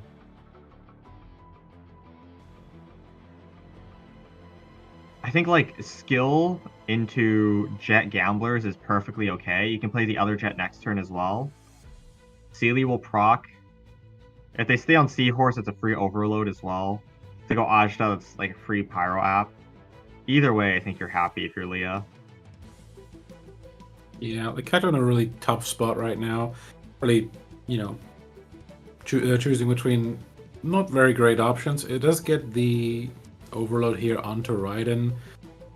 I don't know. Doesn't really do too much. You can still swap Kaido out of dice at this point. It does prevent the overload, but if you're Leah, I don't think you really care. I think, honestly, I swap back Bennett. Like, Seahorse doesn't have the damage to lethal, like, with no Tandoris, like, 2 dice remaining. Right? Like, I live on 1 HP worst case scenario, and then I heal back to 3. Right? And then I can eat that summon, I go back onto Raiden, and I can just sit there, right? You have the dice to swap back to Raiden anyways after that, to eat the summon. And you'd still have the dice to play 1 jet, or the Gamblers onto Neuv, depending on what you want to do. I feel like that's the play. And like, if Kaido doesn't have the dice to skill, you'll heal Bennett up to 6, and then you go Raiden, you tank the summon, and the next turn, you have dual threats with Neuv and Bennett. Kaido is in such a rough spot. Back to Bennett we go. Back to Bennett we go. Only 3 cards in hand, too. Very unlikely Kaido has magic. Yeah. Just thinking... I mean, if they had it, they would have probably just, pounced right now. So... Probably the question of if you want to swap off, tank somewhere else, or if you really want to tank that overload on the Seahorse. Mm-hmm. Is Leah just going to think of just going straight magic? I mean, if Kaido ends first, that's not a terrible idea. Because it's exactly 5 dice to double jet into Gamblers. But honestly, I think the better play would be to skill swap Raiden Gamblers. I think that's the better option of the 2. Yeah, you're also going to draw if you skill Has here. the boar. Kaido does have a little bit of magic left in the tank. Not enough to really make a difference, though. This should just be a skill from Leah, I feel. Yeah. Boar Princess, Yeah, I think skill is probably the correct I think choice skill here. is probably the play. The Boar Princess is to make sure she doesn't overdraw, which I think is fair. So a Yeah, lot of cards coming in hand. Some nice Sealy draws here. I mean, I guess worst case scenario. Oh, okay, we'll normal attack because this works better for breakpoints. Leah can Gamblers replace with the Seed Box, which would make Gamblers 0 cost to lethal Seahorse and refund 2 dice for a jet next turn. Quite smart as well. Oh, there's the Mameh. I don't know if that came from Zenyatta or if Kaito's actually running it, but not a card you see every day on the Liban as well. Leah just wants to get this over with. A massive Zhang is okay. That for sure came from a Zenyatta. There's no way you play Zhang in a double monster deck. The play here is Seedbox Gamblers. You could also Seedbox Cavanera Gamblers. It would probably make sure you don't overdraw as much from Sealy. Oh, wait, Yeah. hold up. You have the Liar Yeah, still, too. Hold up. exactly. Leah is looking at a kill here. I mean, it was a kill either way. Leah had more than enough dice no matter which way it happened. Oh, on the nerve, so you can still get the Gamblers back later. And the plays as well. We'll need to tune one. Probably the Dunyazard. If you tune one, it's... Yeah, I think the I haven't lost yet is probably the correct choice here, because like you're not going to lose a character anytime soon, pretty much. I So you have full suppose... burst on. Oh, Neuvillette 3 already. dice again. Hold up. You could tune again if you wanted to. Bennett Talent. You can either swap Raiden and then force the lethal, or like just have them eat 7 damage end phase. Yeah. Oh, okay. We'll replace instead. So you have 1 dice. I don't think burst is the right option here because you already have 2 turns left. Double jet is an option as well if you want to go that direction. But no, we'll just go for the skill. Last remaining dice, I feel use the swap Raiden. I don't think there's a need to play Dunyazard. We'll go for it anyways. Well, you're at 8 HP on Bennett at this point, having gotten all of the I mean, heals. you could proc jet with Bennett Burst if you feel so inclined. I just really like the end Raiden play because like Raiden's a dead character at this point. You like eat a little bit of damage on her, right? A summon will hit 2 HP, and then you also eat a hit from Ajdaha as well, so you can preserve HP on Bennett if you need him later. But I think this play is fine as well, right? Like there's no way Ajda lethals Bennett at 7 HP, and you have double jet set up anyways with burst on Nev. Yeah. I don't think there's no way Kaido gets his jet off either. Yeah, gonna have to There's be a lot of simply... healing as well to even keep the Ishtaha alive here. Like Bennett does 5 damage on skill, so you need to get above that threshold, and then you need to get above it again because he'll do it twice. Yeah. 3 HP, not enough. Normal attack. GG's. GG's, didn't even need magic. Bennett's strong. Ajda hits hard, but Bennett hits even harder. Yeah, like I've seen some people even go Bennett with like Sapwood Blade. I don't know. Bennett has always been sort of the backup carry of any format. Like, yeah, you can play everything else, but and you can play Bennett as a support character. But like, if the situation is right, you just go on Bennett, burst, and then normal attack, normal attack, normal attack, normal attack until everything is dead. The thing about Bennett though is his burst is just like a free vaporize. And if you have his talent, it's free vaporize that also heals you. It's quite strong if you think about it. But I think we're nearing the end of our round 3, so I think before we leave, I would love to take a look at the bracket. I know Battlefy is being a little bit cringe right now, but hopefully we can see our 3-0 contenders and who is vying for that very coveted 5-0 position. I'm gonna quickly check. Yeah, no. Seems like the last match that is still out there is not a match of 3-0. So we have 4 people at 3-0 right now, which also then means that we're gonna have 1 person at 5-0 at the end. 4 people now. It looks like that was Leah's 3-0 game.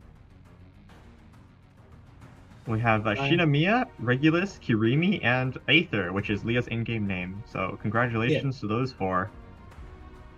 Based off how the bracket is looking currently, only one of them will be able to 5-0 today. Yeah, and one of them will. There's no there's no scenario where we don't have a winner after this, which is good. So yeah, we'll keep a lookout for those specifically to see who really has the chance to take the prize home today. But we're going to take a quick break until round number 3. See you there.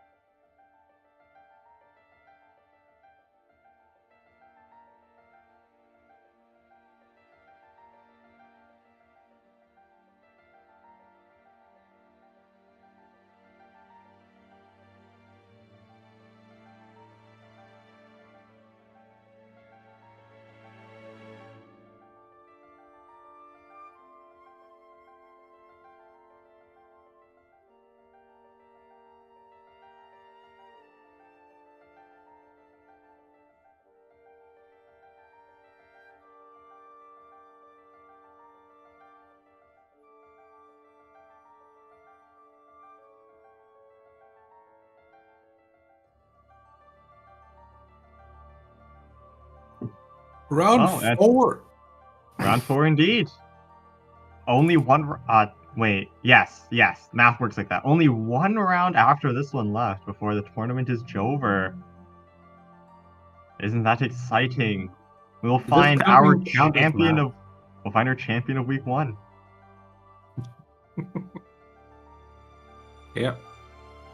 Right. Let me actually quickly check what decks the 4 people are running. So we got. Already saw Kiri earlier. I just kind of forgot. I think we might have. Leah was running Neuvillette Hyper Magic, we have seen that one already.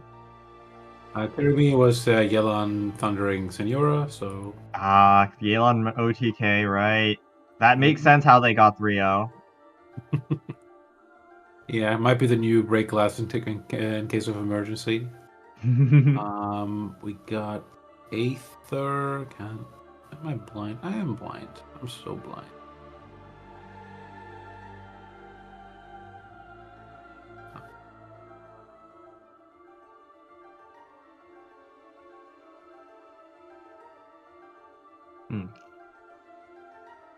Now for round 4 tradition, I busted out a snack. What you got? I got a banana. Good to you.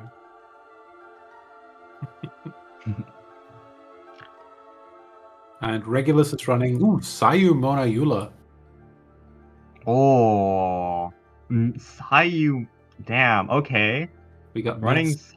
the Mew with Sayu. What do you have first? Ooh, Leah versus Shinima. Wait, Shinamiya. Sorry, pronounced your name wrong. Neuvillette Hyper Magic versus Yelan OTK. I would probably favor the matchup for Yelan. I believe they get their combo going faster. And with like, I think oh wait, hold on. This is not the Yelan version. This is the Mona variation. Never mind. I actually haven't seen this deck used a lot, so I actually don't know how it plays. This is actually pretty exciting for me. I've never seen this deck used before.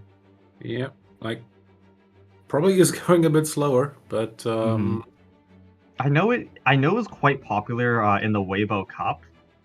So this is probably well practiced for Shinamiya if they are bringing it. But I don't actually know how it plays, so I cannot rate the matchup here. Yeah, like obviously, like changes the entire game plan if you take out Yelan, like sort of the OTK provider. So you're much more probably just gonna play a bunch of swapping, trying to snipe stuff with the Thundering Manifestation on the Lightning Rod. I mean, there's like a lot of ways to get SC, right? Like if someone has a Lightning Rod on, you swap onto Sig or something. Give them a little smack. Apply 2 instances of Crow, which like, both can be reacted off of. And then you have like the turn 1 Mona summon as well, 2 instances of Hydro. Oh, this is quite dangerous for Leah. Can't normal attack again, otherwise like... I mean, Lightning Wall was already applied, obviously, but can't attack again, otherwise that will be turned cryo onto Shinamiya, and then they can just skill again and bonk that Raiden for the remainder of her HP and make Leah's setup for the Bennett Burst so much harder. Yeah, it could be tough. Like this is sort of the nightmare for Raiden setup decks. Just getting chunked this hard turn 1. I think TM is in general is really hard to deal with in setup decks. I think if we go back to the Yelan matchup into Pyro TM, like their general start is Bennett normal skill, which will apply power onto Yelan, and like as long as they have turn cryo, they just swap TM turn 2 and bonk Yelan, and like there's your game. GG's. Leah is really like deciding here. Do you go Bennett and skill or something? Oh, we sacked the Raiden. All right. I mean, we have that. I haven't lost yet in hand. We can skill as well to deal a chonky damage onto the TM. Ivan Lassia will also let us charge our burst. So this isn't the end of the world for Leah, but that will still put her behind. Oh, we got gamblers as well. Yeah, there's the bonk. Reset to 7. Still have 2 actions remaining. This is quite scary. We do have Jet live on though, so that's quite nice.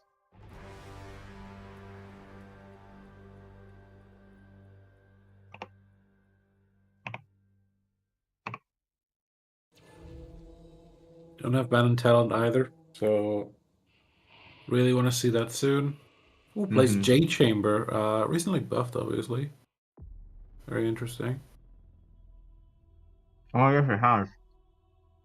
J Chamber is being used in Hyper Magic as like extra jet fodder, basically. Mm. It costs you 0, and if you draw at the right time, it could give you +1 dice. And much easier to proc than Chang the Ninth, which is why players have been using it.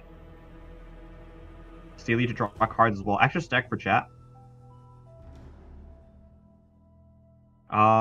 If Leah wants, she could Bennett Burst immediately, but I don't think that's the play. We'll go for it. I think I much rather Leah keep the Liben. I believe there was a Liben in hand earlier. And you play Dun Yayoi Liben Pass. You Bennett Burst next turn. Because hopefully you can get Jet at 6 stacks by then. Yeah, it's just kind of risking actually losing your Bennett here. Like, we'll go down to 5 here. Without the burst, would have gone down to 3, and then would have actually died end phase. So you would have had to get something done to... No, you die end phase anyways, because Sig has the second application, which is just enough damage. Well, at least you have the burst now. You know what? That's fair. That's true. Unfortunately, Talon coming a turn late, as always. Yeah. That's rough. I did draw a lot of cards, like, was not for lack of trying to draw it, let's be real. And now Neuvillette on 6 HP will have to shoulder the entire burden here. We'll have a lot of dice to do it, but, I mean, Shamia has 8 dice, and you're at 6 HP and have no healing. I mean, I guess you have the Bennett Burst for healing. I think Leah's trying to dig for a Gilded here, but just cannot find it. There is still the 2 Lyra songs in hand. That's like really cringe, actually. But still, you do have that Gamblers in hand, even if you don't. Oh, there it is. No Boar Princess, but I think that's okay. If you... Oh, I think that's magic out of order, but I think this should still work out for Leah either way. It should be skill first. You want to get those orbs. Bonk. Okay. Sigmona left. I don't think Leah will have a chance to use Hyper Magic because she will just get frozen, and that's really sad. Still, though, I don't think Shinamiya has enough damage to lethal Leah. Probably normal attack here, honestly. You get that heal. If Leah gets frozen with the enhanced normal, she will immediately do the buffed damage at the start of next turn.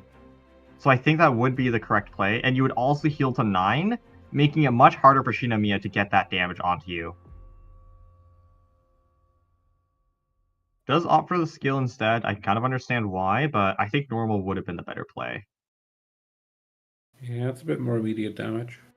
And then Shinamiya here should just be swapping onto Sig. Yep. Ivan Lastia at burst goes so huge. If Shinamiya has it, I think Leah just dies this turn, but nope. Unfortunate. No magic set up either, so probably can't lethal this turn. If you're Leah, you are probably just passing here. I don't think there's anything else you can do. Like, just next turn, double Gilded, Liar, Gamblers, right? And then you burst. And as long as Shinamiya doesn't have the dice, should be your game. And the load is coming out too, so Signora doesn't flip, letting her take an extra attack. That could be the difference. And Bennett Burst is going to run out as well. That's the healing gone from Leah. Hyper Magic running no food as well. One attack is all it will take. Yeah. Sigburst does 4. Leah needs to heal above that threshold. I don't believe it's possible. Yeah, there's no healing. At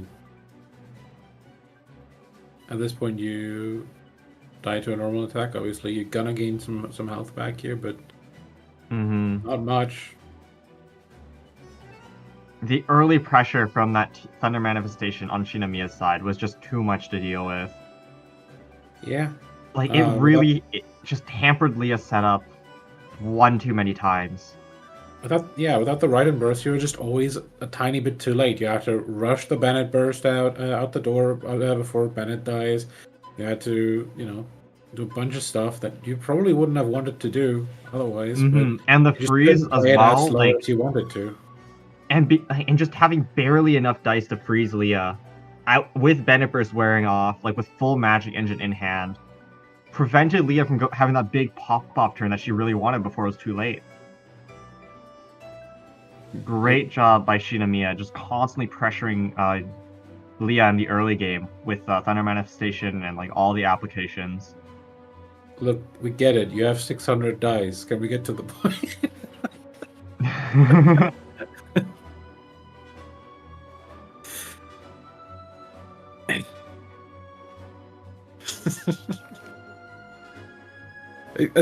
Okay. How would you like a character that after you end turn uses your remaining dice as a shield? Imagine every dice is like 1 HP or something. Yeah. Alrighty. Yeah, I mean, that's that Neuvillette will be, taken out. yeah, that will be Leah out of the running for a 5-0. Still good to get 4-1 though. That would be putting you in a pretty comfortable spot for qualifying into majors. So I don't think she's too unhappy about it, but would have loved to get that extra prize on there.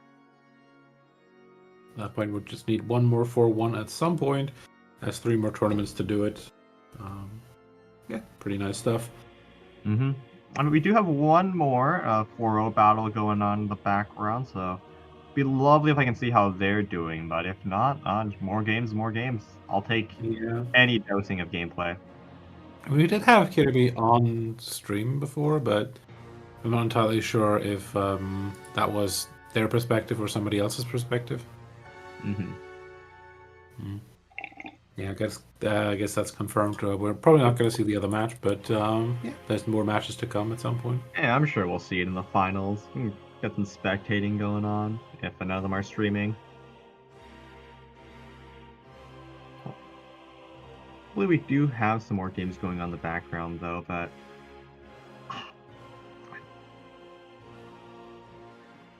man, the cards released in 4.1 are actually just so powerful. Yelan mirror match. It'll be Birdie versus Lexi Luna. Birdie playing a standard Yelan OTK, and I believe Lexi Luna, we saw them earlier. That should be Hyper Magic, looking at their card selection. I think currently only Hyper Magic runs Chang the Ninth in their decks.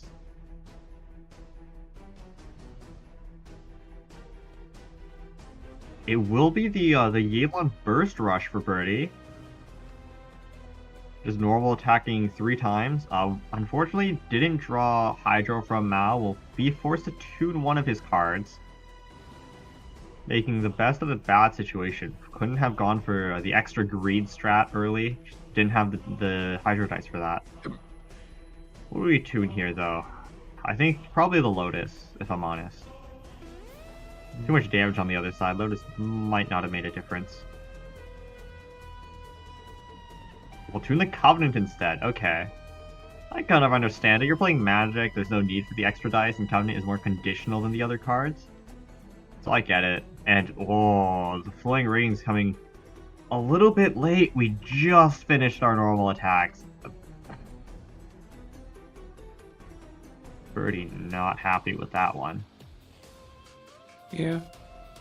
At the same time, we got burst up, and that's probably all you really want at this point. Cavarina coming kind of late too. Pretty much would have liked those cards earlier. Could have gone more draw out of them. for sure. Hopefully he gets the Hydro. Lots of Electro. Okay, this is okay, right? Just you tune one of your Echoes or something and then go TM. I think this is fine. Yeah, you good. Good. Oh, we're gonna normal attack again. Okay. I mean, I can kind of understand this. Like, you have that breakthrough barb, so you might as well go for it. And unless Lexi Luna wants to use their Woven right here, Yelan isn't really under threat. We'll live on 1 HP to Seahorse skill.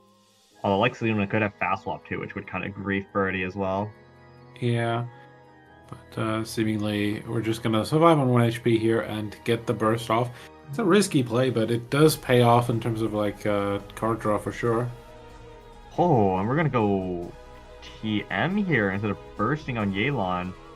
A little bit Really? risky, because like one more piercing damage, and Yelan is gone.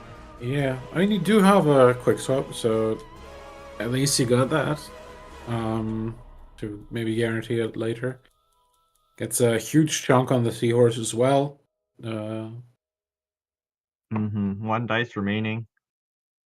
I mean, Yeah. Lexi Luna won't be able to take care of Yelan this turn, only 4 dice. Currently no magic set up yet. Gildan hasn't been equipped, no Yayoi's on field. We'll opt for the Liben. Normal attack, okay. Got some extra dice on there. The energy as well. Seahorse acted earlier, so he already ate the lightning rod, so Yelan won't be under threat unless Lexi Luna decides to normal attack on Yelan next turn, which will reapply it and allow TM to... Actually, no. It would be 4 damage. It'd still be 1 off, because there's no aura on her. Never mind, I lied.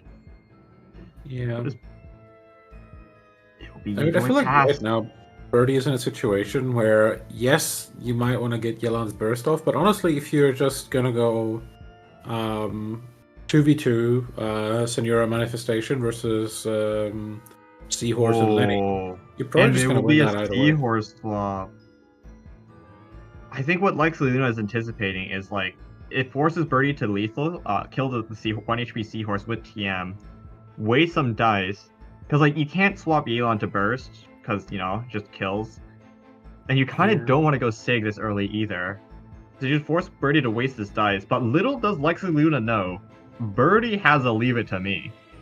Yeah, I feel like I might even just know that. I don't know. I think it's more about like I anticipate there's a I haven't lost yet in Luna's hand.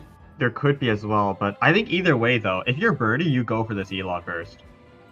Oh yeah. Right? Like you get your burst down, you lethal Seahorse, and you still have your damage potential. Trying to draw Hydro from the Mao, unsuccessful unfortunately. 2 chances failed. Huh. Chooses not to go Yelan. I guess there's not enough dice for it, which is fair, I suppose. Yeah. We'll take the last opportunity for a piercing damage off the table as well, though. So Yelan is safe at this point. That's true. Like, as long as Lexi Luna uses all their dice, Birdie can just swap in burst for free. Probably not this round, though. Dice is looking a bit cringe. So, I guess it'll be a TM solo round. That is Boar Princess. No, I haven't lost yet for Lexi Luna. I believe if they had it, they probably would have immediately played it, just Yelan burst. Unless they're waiting for Hyper Magic setup, which is entirely plausible as well. There's the Jet, 4 stacks. Ugh, that's not enough to trigger. I think Jet needs like a minimum of 5? Yeah, so you need a minimum of 5 stacks to trigger. Okay, well that's 6. I mean, that's 6. Liar There's Song. the Liar. Yeah. I mean, Yelan still no does not scream I haven't lost yet to me. Plays it on Linny. Okay, I mean, we have double Jet set up, but we still need burst. Oh, you know what? Lexi Luna might just be playing this early because there's a Sealy on 2 stacks. Oh, and there it is. Yeah, I was gonna say there's a Sealy on 2 stacks. If Lexi Luna did play this, it would have been like such a large overdraw. Yeah. But nope, did have it. They're just playing all their setup first, and that is a lot of dice. Birdie might be in trouble. Wow, that is a lot of dice. Holy moly. Ooh. We get 6 dice behind now, and it's your turn. Yeah, Yelan 1 HP off lethaling as well. That's not what you like to see. Yeah. I was about to say we do have two Lotuses, but honestly, with Yelan's Burst, it doesn't really matter that much. Mm-hmm. Like follow-up attack things like Yelan's Burst, like Razor's Burst, like Xingqiu even. They kind of go through Lotus just because of how their damage works. It's two instances. Yeah, like you still prevent some damage, obviously, but Yeah, you get a little bit not as of much it, as you but would. wasted potential there. But like on the other hand, follow-up attacks like that play way more into like Jade Screen and Xingqiu Rain Screen and stuff, because two instances they can absorb both. Oh, well, Lexi has more magic. Oh, jeez. Huh. 14 dice. 15 now.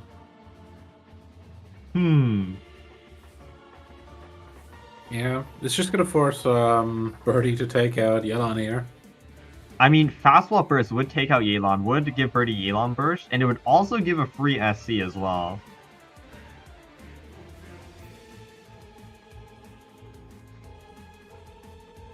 I feel like... I guess. I mean, really gonna help like, you that much. unless you swap Sig, right? You're dead to the next attack anyways, so you might as well just go for it.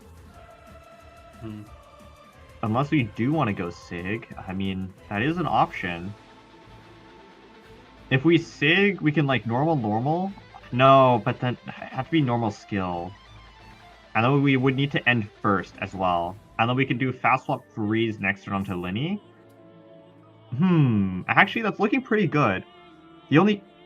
And, like, we probably will end first, because Lexi has 12 dice, right? Yeah. If you go Yelan, or, sorry, Sig normal attack, with Gamblers... No, okay, we'll just be the Yelan swap. I think this is much better. This way, as long as Sig lives until next turn and doesn't get flipped, Birdie will be able to ensure a freeze. Almost guaranteed. There's the burst. Yeah, there's the burst. With 12 dice. Oh, wait! And the Gambler's reset as well. Hold on, Lexi Luna doesn't even get to use this 13 dice. If Lexi Luna lethals, you just go Sig and freeze. And a lot of their damage potential is just gone. Yeah. Wonderful play by Birdie. This is kind of... I mean, like, you have 13 dice, but you have one character with freeze. Not looking too hot.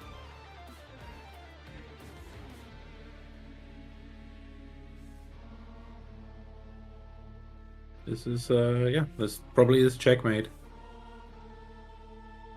I believe so, too. Because, like, even if you know, even if you get frozen, then end first, Birdie can just go back onto Thundering Manifestations, have that taken out the start of next turn, and then just freeze all over again. The thing is, if you get frozen and end first, you don't flip Sig, which means Sig can just freeze you next turn. Exactly. And, like, what do you do then? Right? It's rough. We gotta find some other way to, like, use our dice that's not damaged. There's the prop arrow. Should probably be going Sig, if I'm honest. Oh, okay, we eat the Hydro. Alright. Yeah, I guess once the maximum HP on Senora. I think if you're Birdie, you skill here. Alright, no, you need to freeze. Sorry, what am I talking about? MMR coming out. We can't attack again, unfortunately. One dice short.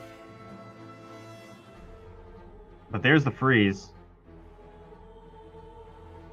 Hold up. Oh, no, there's a Lotus. I was gonna say Summon would have done enough damage. The Cathedral as well. Probably got that off of Zenyatta. Okay, yeah. It's not over yet. It's not over yet. It's just, what do you do against the freeze? The only issue is, right, you cannot flip Senora in 2 attacks, I don't believe. Which means Senora will still get a freeze either way.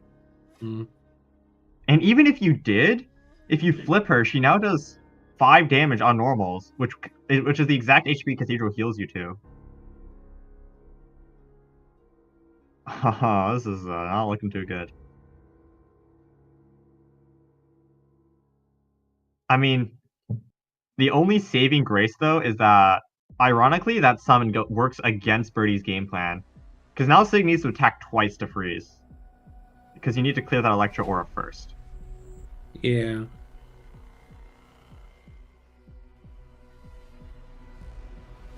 Keeping the Pyro, expecting Senior to be flipped. Okay. Lexi Luna, you had 8 of your dice, 12 yeah, you had 8 of your dice thrown into the void thanks to the freeze. Do we still have enough damage potential left to finish it? We can't prop arrow, because prop arrow would bring us within lethal range. So this must be like a normal attack or something, or a skill. There's another Senjata. What are we praying to get here? There's the Mammoth. There's another Yayoi. Probably hoping to get some gilded here, gilded action going. Lexi Luna, do not skill. If you do not prop arrow. Prop arrow griefs you so hard. Do not do that. If you don't do that, there is a chance. No, and they prop arrow.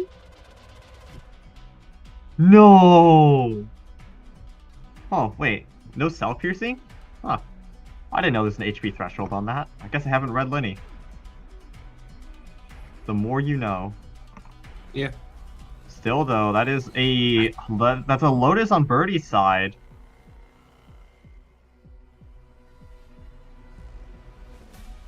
I think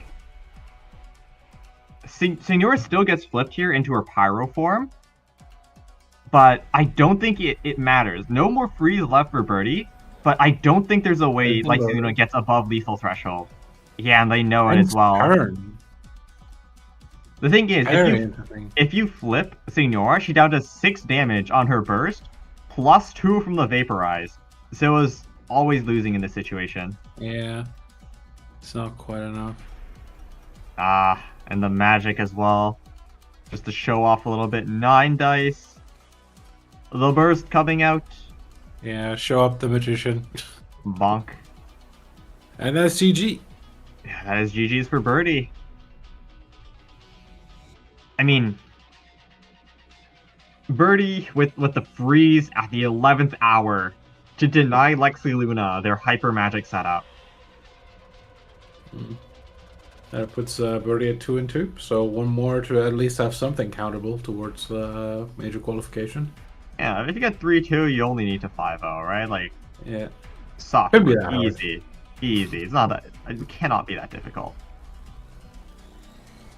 I really hate how on Hoylab you can't actually preview the cards. You have to like hover it, and then it doesn't display enough information because there's too much text.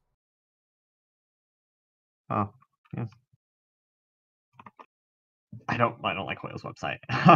yeah. My complaining aside, though, Yelan with GK, a flexible deck. You can go for the EC for more easier breakpoints, or you just freeze your opponent. What a fun deck to play against. Yeah, it kind of reminds me of the old Ayaka freeze with Chongyun, where he had like this huge damage potential, but at the same time, like with Xingqiu, right? Like turn 1, a Rain Sword setup, you do 5 damage, you 2-shot characters, and then you also froze them, and then you also did 7 damage with Chong Burst.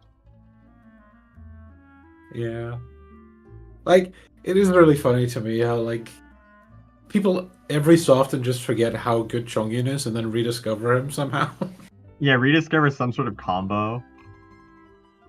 I mean, like, I think like the original 3.3 characters, though, are solid in their design. They do 3 damage skills with some extra utility on top, added from, like, their burst or an added effect. I mean, just like a Barbara, once considered the worst character in the game, is now a staple, because it's all good. Yeah. So many characters who just get to stick around and have just gotten like better and better. Like that's the thing in a lot of card games. You just see people being at like 400% power at some point from where they started off. Yeah, like some random new addition. Like Xiangling wasn't played for almost a full year, and then RxN came out, and it's like, yeah, Xiangling's good now. Yeah. I mean, I think this is the magic of just how card games work, right? Like, Yeah. card games are all about combining effects from different cards, and like when something new gets added, you go revisit the old stuff and say, hey, maybe it works. Or maybe it doesn't. But what is working though is us. We're working. Sorry, I couldn't find a smoother transition. I'll work on this. But we've been working for a while, so we're gonna take a little bit break before the 5-0.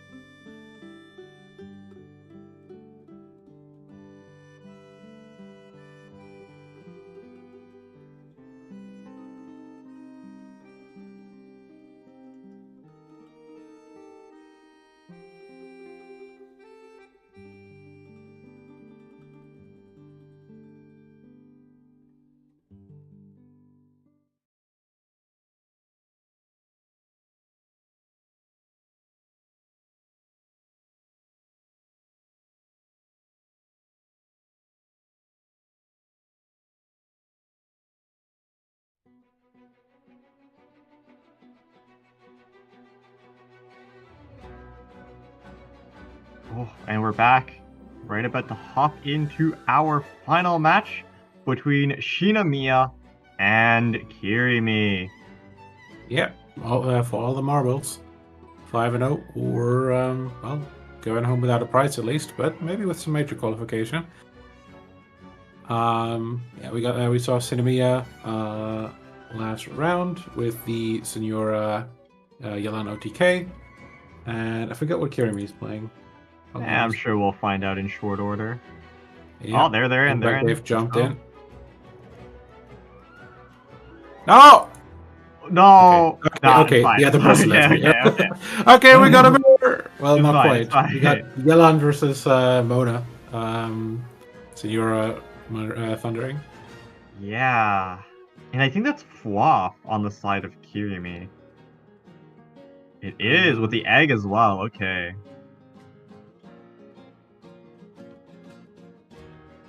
I think like egg has actually been taken out of a lot of decks, mainly because of the resurgence of piercing damage. A lot of players kind of added it in. Forgot when it was exactly, but it was when Stall was really popular. We had like LS, 2 Nemo, and Mew running around everywhere. Nowadays, though, like with OTK decks, it's not really a use for egg because, like, you know, you're dying anyways if they get their combo off. Yeah, like Gamblers can proc enough times anyway, and also with Yelan, especially running around, like sometimes you just like have your main character taken out, and then Yelan just finishes the next character off anyway. I mean, egg is still okay against certain decks, like Pyro TM in particular, and well, not so much anymore. But finally, was also another deck it was quite useful on. Mainly because they're hyper aggro decks that like have a lot of front-loaded damage. Egg can help you stall out just that little bit more for them to run out of dice before you do your thing. But yeah, it looks like Kirby will just be doing the standard skill normal plus random 1-cost strategy. That will be Echoes of an Offering on Yelan. That is the 2-cost version of Flowing Rings. It'll give you a card on normal attack, but it will also give you an extra dice if you have less dice than cards in hand. Or no, less cards than dice. Yes, it is the opposite of Sumeru City. Yeah, a bit of anti synergy there, I guess. You draw cards, but you need less cards to get more dice. Ooh, the Lotus as well. That's actually quite smart for Kirimi. Knowing that Shinamiya really likes to swap onto TM to get that burst damage and really threaten the setup character. But on the other hand, Shinamiya like has Liven in hand, has Gamblers, right? You can just Gamblers Liven, pass on 1. Yeah. And kind of really waste that Lotus. We'll go for it anyways, I guess, like wanting that extra EC. Yeah. Like it's it's safety of mind either way. Something interesting though is that Shinamiya could have just went Yelan, or sorry, not Yelan, Senor instead, right? And just freeze Kirimi's Yelan before they can get set up. But I guess we'll just choose to go for the extra damage. Does just play the Liven. Swaps now. I think that makes a lot of sense. Because you're swapping to TM anyways with that fast swap, right? So if you swap now, you kind of save a dice for next turn. Heads up play by Shinamiya.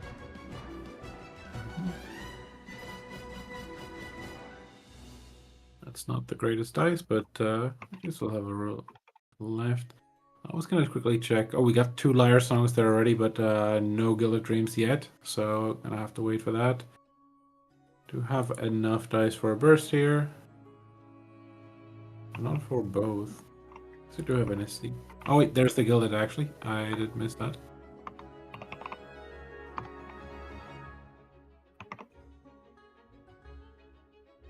Uses it for dice fixing here so far. Is it another Lotus? Yeah, another Lotus. Oh, that's both Lotuses just right off the bat. Wow. Just really trying to make sure that this Yelan Burst comes out. Because, I mean, let's be real, like, if you don't get the Yelan Burst off, you're just kind of a worse deck than your opponent, and your opponent already has 2 Liar Songs and Gilded up. So, you'd be kind of in a bad situation. I guess, yeah. I think it makes sense.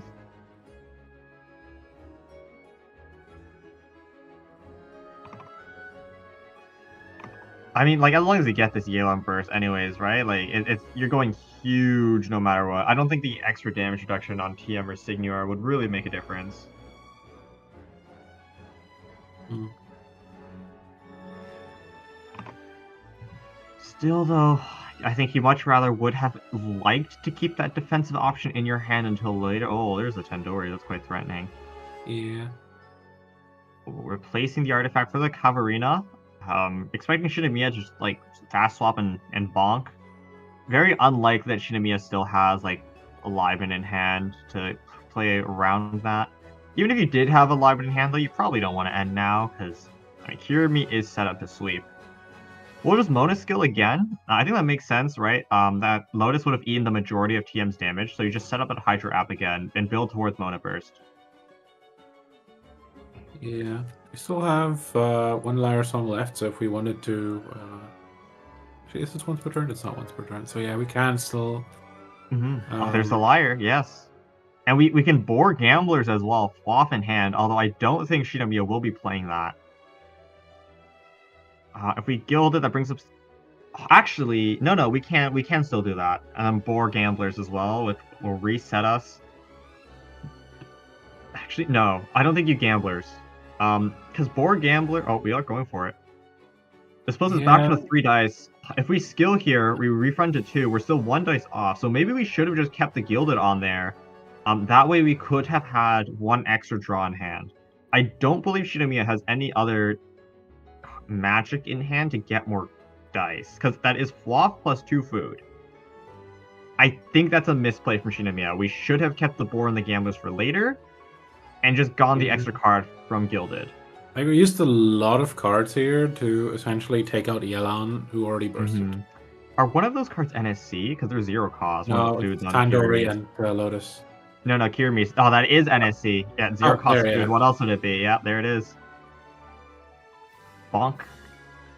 Follow up as well. I guess Sweet Madame. The Boar, okay. The Boar won't allow Kirimi to do any extra attacks right now. Unless... Hold on. No, with that Lotus, whatever angle Kirimi had was closed. I would think you could Covenant swap Signora and, like, do Boar, Gamblers, NSC or something, but not possible anymore. I do not believe Kirimi has an angle to attack here. And that Hydra application, if Shinamiya can, like, top deck some sort of fast swap, you could freeze TM with Signora, but I don't think that's the angle. It probably will just be burst, and it'll be a race to 0 HP on both sides. Yeah. In terms of, like, HP, like, Shinamiya is, like, 1 HP ahead, but obviously being spread among 3 characters, but at the same time, like, you know... Yeah, well... Yelan Burst is going to race it down really quickly. It will absolutely destroy you. The foul swap as well, so, like, if there ever is a freeze, Kirimi just goes to the other character. Okay, there's the Mao. Oh, hold on. If you Covenant NSC on Signora, that Mao procs gives you 3 dice, and you can attack again. It won't be enough to lethal, though, because of that Lotus, unfortunately. Do we still go for it? No, we will just end our turn. I think that's smart, right? Because next turn you have your other Mao reset as well. It'll give you overall more dice, and attacking into the Lotus is kind of a futile effort either way. Yeah. Might as well just wait till next turn where you can easily guarantee a lethal. Like, if you can guarantee that you're going to make it 2 Covenant again, why would you use Covenant, I guess?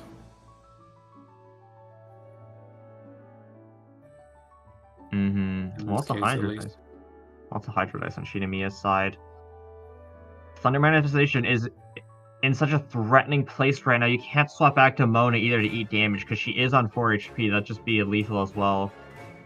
You could swap Sig to threaten the freeze, but it doesn't matter because you just normal attack. She eats the damage, and then like Kirimi swaps to her Sig, and you still have the threat no matter what. Yeah.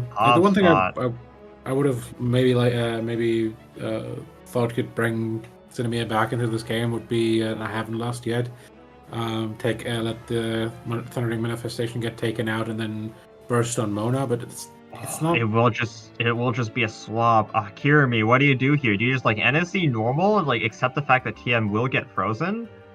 Or do you just fast swap Senior and start smacking? Yep, freeze and return. I think no matter what you do, it will probably be game over for Shinomiya no matter what. The cards in hand she has to play with, I don't think can bring her out of the situation.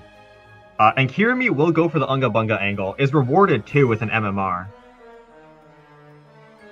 Yeah. The one thing though is that because Shinomiya Senior hasn't flipped to her Pyro form yet, it will be able to take an extra hit. There's the punch. Second MMR, drawing from that Flowing Rings. Hydro App. Oh, 5 HP. Okay. Yeah, that means Senior will be able to take an extra little bit of damage. Because normals will do 4 currently in this situation. There's the skill. Well, actually, I just realized Shinomiya is running Talent. Huh. After the nerf, you don't see that too much. Yeah. We're probably just going to see the quick swap here onto Senora. Yeah, the quick swap. Here we go.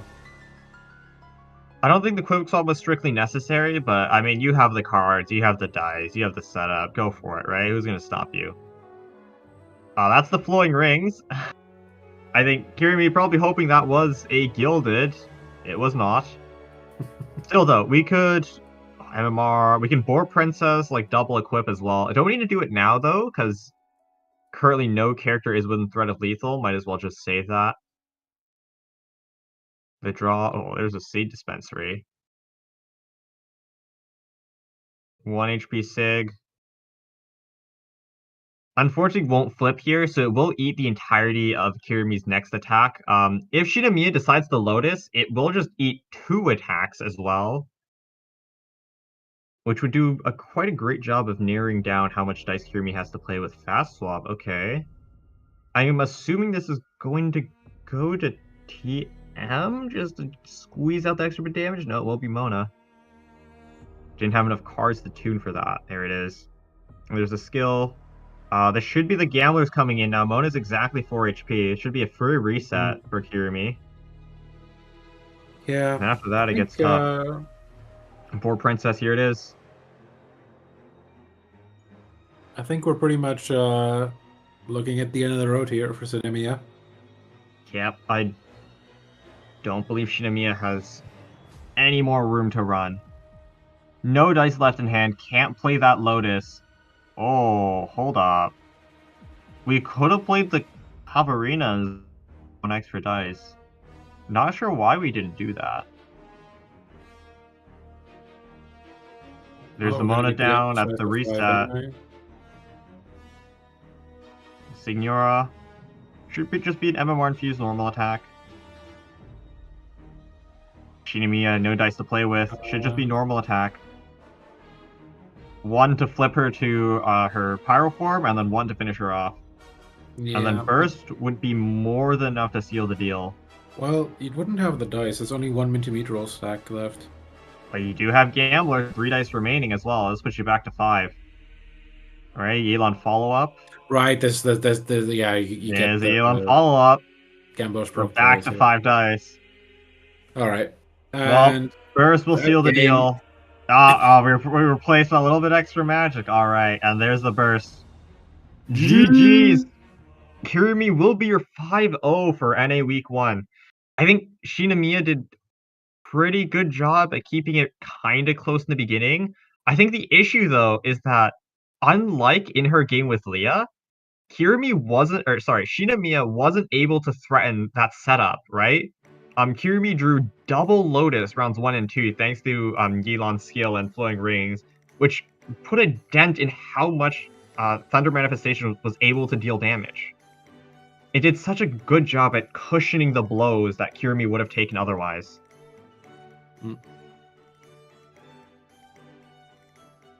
Yeah. Not sure if we have any more games or if we're gonna cut it here. We might have 1 or 2 more, I wouldn't mind. Even if they're not as high stakes. Be fun to watch either way. All right, seems like we might have a game to jump into. Oh, perfect. We pulled up soon.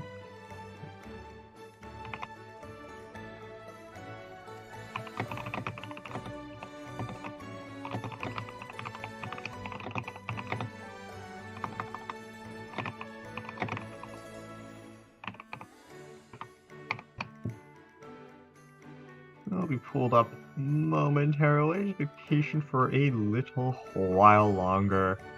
Yeah. Quickly Here we check go. if we have some other results already. Who is this between? It is against. Oh, Nuvi Hyper Magic. Probably Leah. And their opponent. What a deck. Yai Q Yelan. Okay, I don't really understand it. I can understand like the Electro 7 plus Cube Core, right? Like that's just EC. It's just like scuffed Ganyu SC, right? With cubes piercing on normal. But the Yelan? What is Yelan doing here? I don't. I guess you could technically like just get ECs with EI normals or just do some free. Honestly, the like supercharged combo is always like kind of good just because, or I super guess. looking at electro charge is always kind of good because you also have the freeze in there. So I mean, like, I guess Yai plus like Electro Catalyst isn't terrible, right? Because that's kind of what TM is on their normal attacks. But then you had the cube in there, and I get confused. Because you kind of have like two different game plans going on, and I don't know how to think about it. yeah, but maybe that's the point. Maybe it is the flexibility that you want. Potentially, potentially. I guess in this matchup, with both of them being combo decks, right? You just rush Elon, you just swap Yai and just like start punching. And like Cube has the revive thing as well, just like Sig. So I mean, technically the same deck? Question mark. Still though, I don't know. Why don't we play Sealy earlier? That's kind of confusing if we had that the entire time. Yeah, I don't know how to feel about this. Hmm.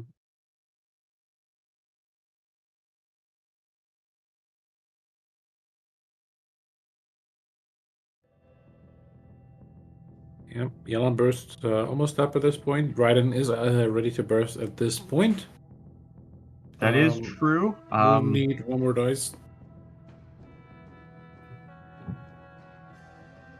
Oh, we'll need to tune. Oh, really? We're gonna play the Chang instead of tuning the Chang? Don't know how I feel about that. Usually Chang is the first to go, because, I think Senyata Chang here is the play. We'll play the Jet early. It is probably Senyata the Chang, honestly. Like, Senyata will draw you 2 cards to play from, and you can tune one of them if you have, like, a useless one, like Don Winery or something. We'll tune the Flowing Rings instead. I think that's a little bit... Sorry. I think that's a little bit more questionable. Could have maybe gotten some draw from that, but like I understand round 2, you're not gonna really be normally on Bennett, and you probably won't get used out of it until round 3 when you're going in on Neuvillette, so Yeah. And by that point, like, you you probably probably have enough have draw pull up anyways. Chang. Yeah. Yeah, I can understand it, but it's a little bit sad. Ooh. Against some Den, magic on out. the other hand, Yelan, 3 HP, Lotus. Okay, that saves it. I was gonna say, like under threat of like a fast swap magic or a liar gilded skill on Bennett, or like actually even Burst would have done it. So nice that they had the Lotus, prevents that possibility.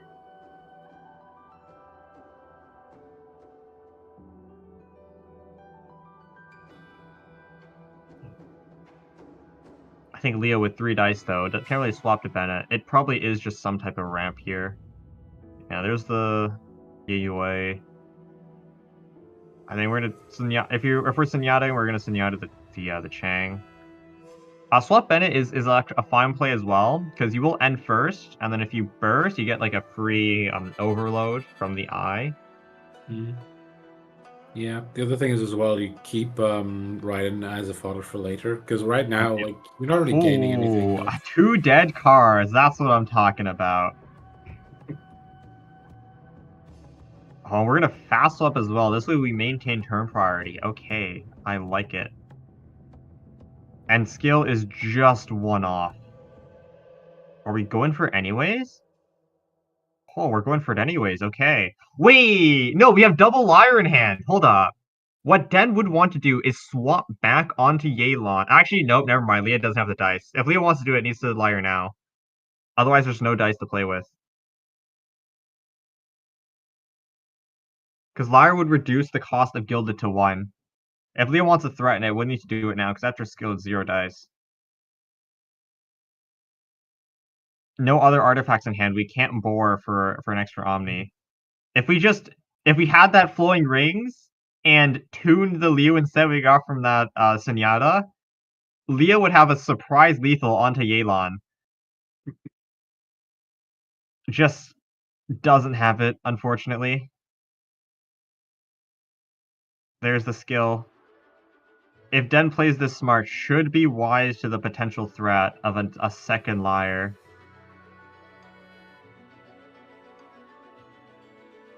But, like, even if Den doesn't swap back onto Yelan, she has 1 HP and is at threat of, like, some random EC that Leah can do if she ends first, right? Like, I will hit, Catherine fast swap onto Neuv, and then you burst, Yelan's gone. You're playing Cube Yai. I don't think that's winning you any games. Yeah, especially not into a fully charged Bennett burst.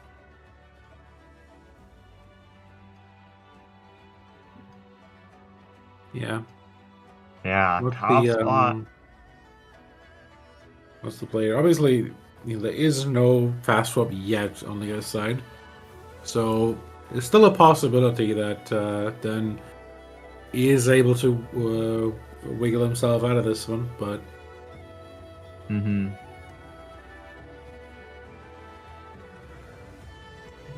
gonna be tough. I obviously don't know the 9 cards in hand there, or 8. I think it's 8 cards in hand.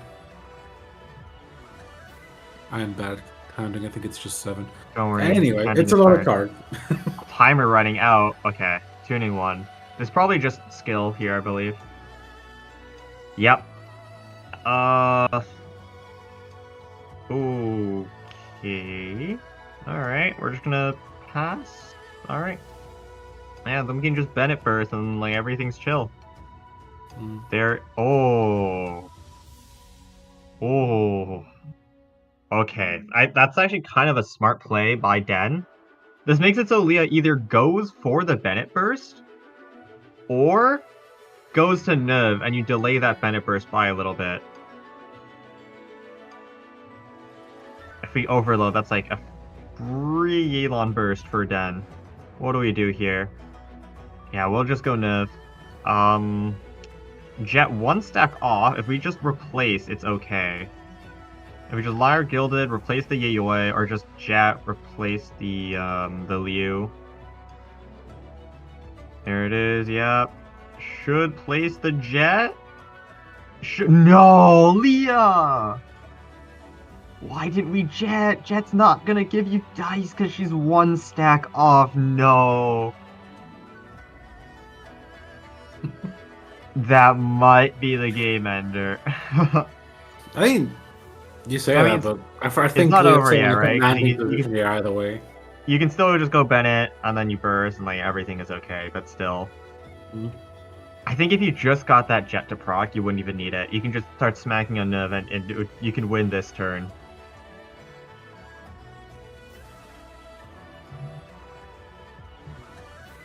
I don't like not proccing the Jet there. Like, I kind of understand greeting for that 1 extra stack if you manage to draw support from Strategize or something, but I think I'd much rather you just go in now. Because they're on 2 characters with very minimal threat, with the Cube and the Yai.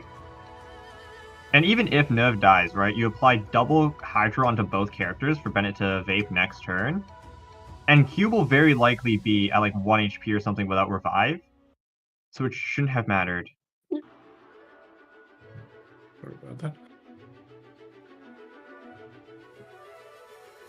I think a normal attack, honestly. I think it's a normal angle here. Not proccing the jet's gonna bite us in the back here. I mean, we can still go Bennett. No, we can't go Bennett. Not enough dice to proc jet. I'll have to wait till next turn if we do that.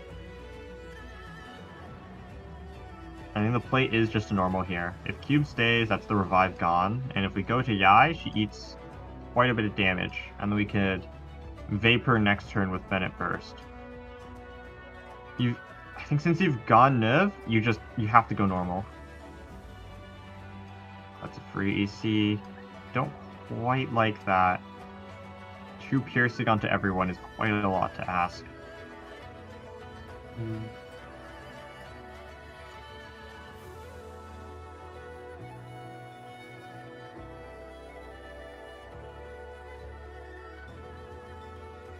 Still not the end of the world. These 2 characters don't have a lot of direct damage, so as long as you can get Bennett Burst, as long as you get Bennett Talent, you can kind of just sit here Bennett solo and you win anyways.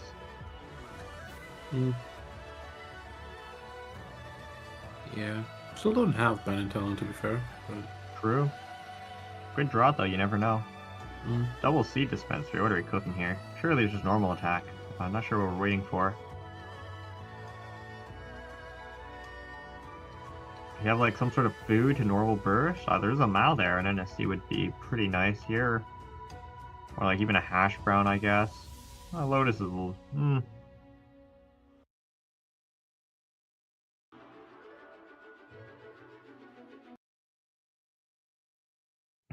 What do we do here?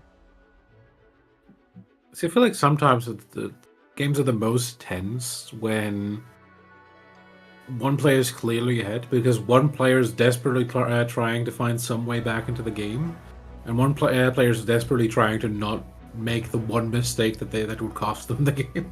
Make sure they don't fall behind, or like start losing their momentum. But it also means both players, take the most time for their decisions.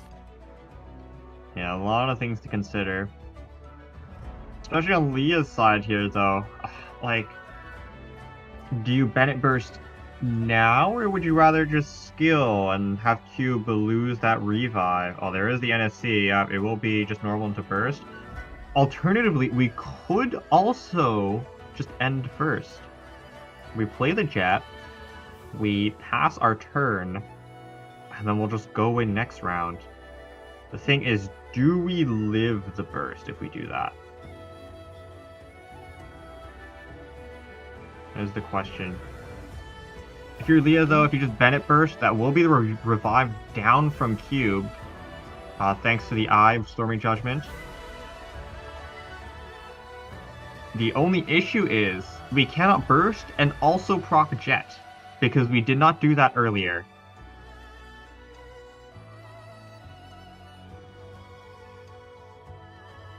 Getting rid of the...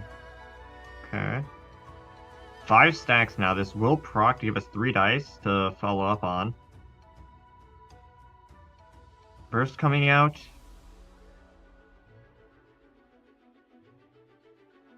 There it is. Yeah, 3 dice. Given from Jet. We can skill now as well, which is really nice. Now, does Den stay in Burst, or do you swap Yai and like eat an overload? This looks like such an unlosable position. Yeah. If Cube bursts, right, you skill, you lethal, you heal back up, you apply Electro, you overload. And even if you don't do that, you have Neuv, right, sitting pretty, 5 HP. Looking all majestic there. Yeah, we'll have a full turn of Bennett Burst up as well. So... 2 stacks of like orbs from Neuv as well for that extra healing and damage.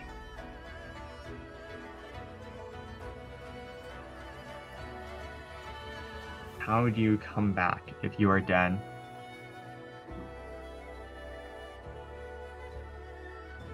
Well, at least the attempt will start with a burst here. Raiden is taken down. Oh yeah, with some piercing damage. Leah, what do we do? Oh, yeah, there he goes. Surely it's just a skill, right? And then Gambler's Refresh, and then I haven't lost yet skill. We'll heal back up. There we go. There's the I haven't lost yet. Can we get one extra dice? No, we'll just be a Lotus. I haven't lost yet from Leah. I think if we skill, it will apply Electro. Oh, the Bennett talent carrying through as well. Or, I mean, since you're above 7, the extra bonus damage carrying through as well. It will do 5 damage end phase, which will leave Yai on exactly 3.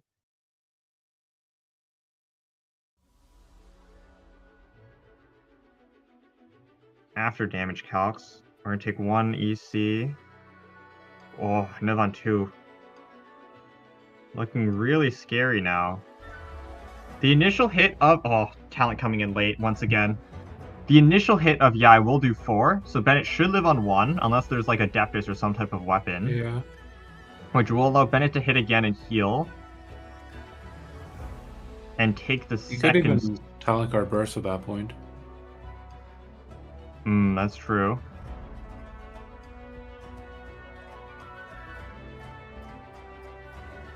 Okay. As long as Den has no food, as long as Leah just skills on Bennett, it's GG's. 3 HP, no food, Bennett's skill does 3. Yeah. That's it. I think this is game over for this round. GG's to Leah. Congratulations on going 4-1 in our weekly. Haven't seen. Oh wait, no, no, no, Leah. Not like this. Not like this, Leah. No, no. The follow up does 3 as well. Oh my god, that's some magic. Oh, oh, what are we doing? I will make your win disappear. The game was in the palm of our hands and we just barely let it slip. Oh, disaster for Leah. Wait. Would the skill have been 3? Because yes, it would have, because base damage is 3. Yeah, I had no food. There was no Lotus. I would have just done 3. Okay.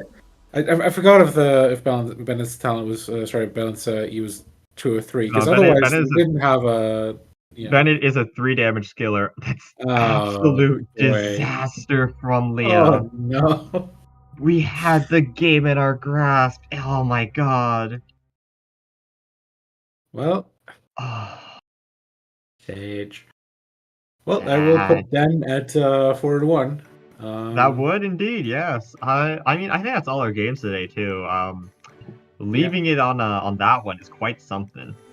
Yeah. Really, real heart stopper. But I think that is everything for today. Thank you to all our participants as well as viewers who are watching us. If you would like to join our other tournaments, we do host one every week. I believe our next tournament will be next week. Schedule on screen. No. But yeah, if you're interested in joining us, here it is. That's the schedule. Perfect.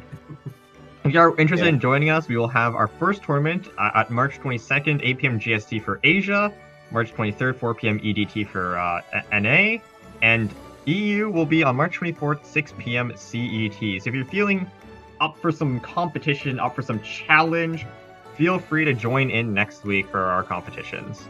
Yeah, and if you want to do that, join our Discord.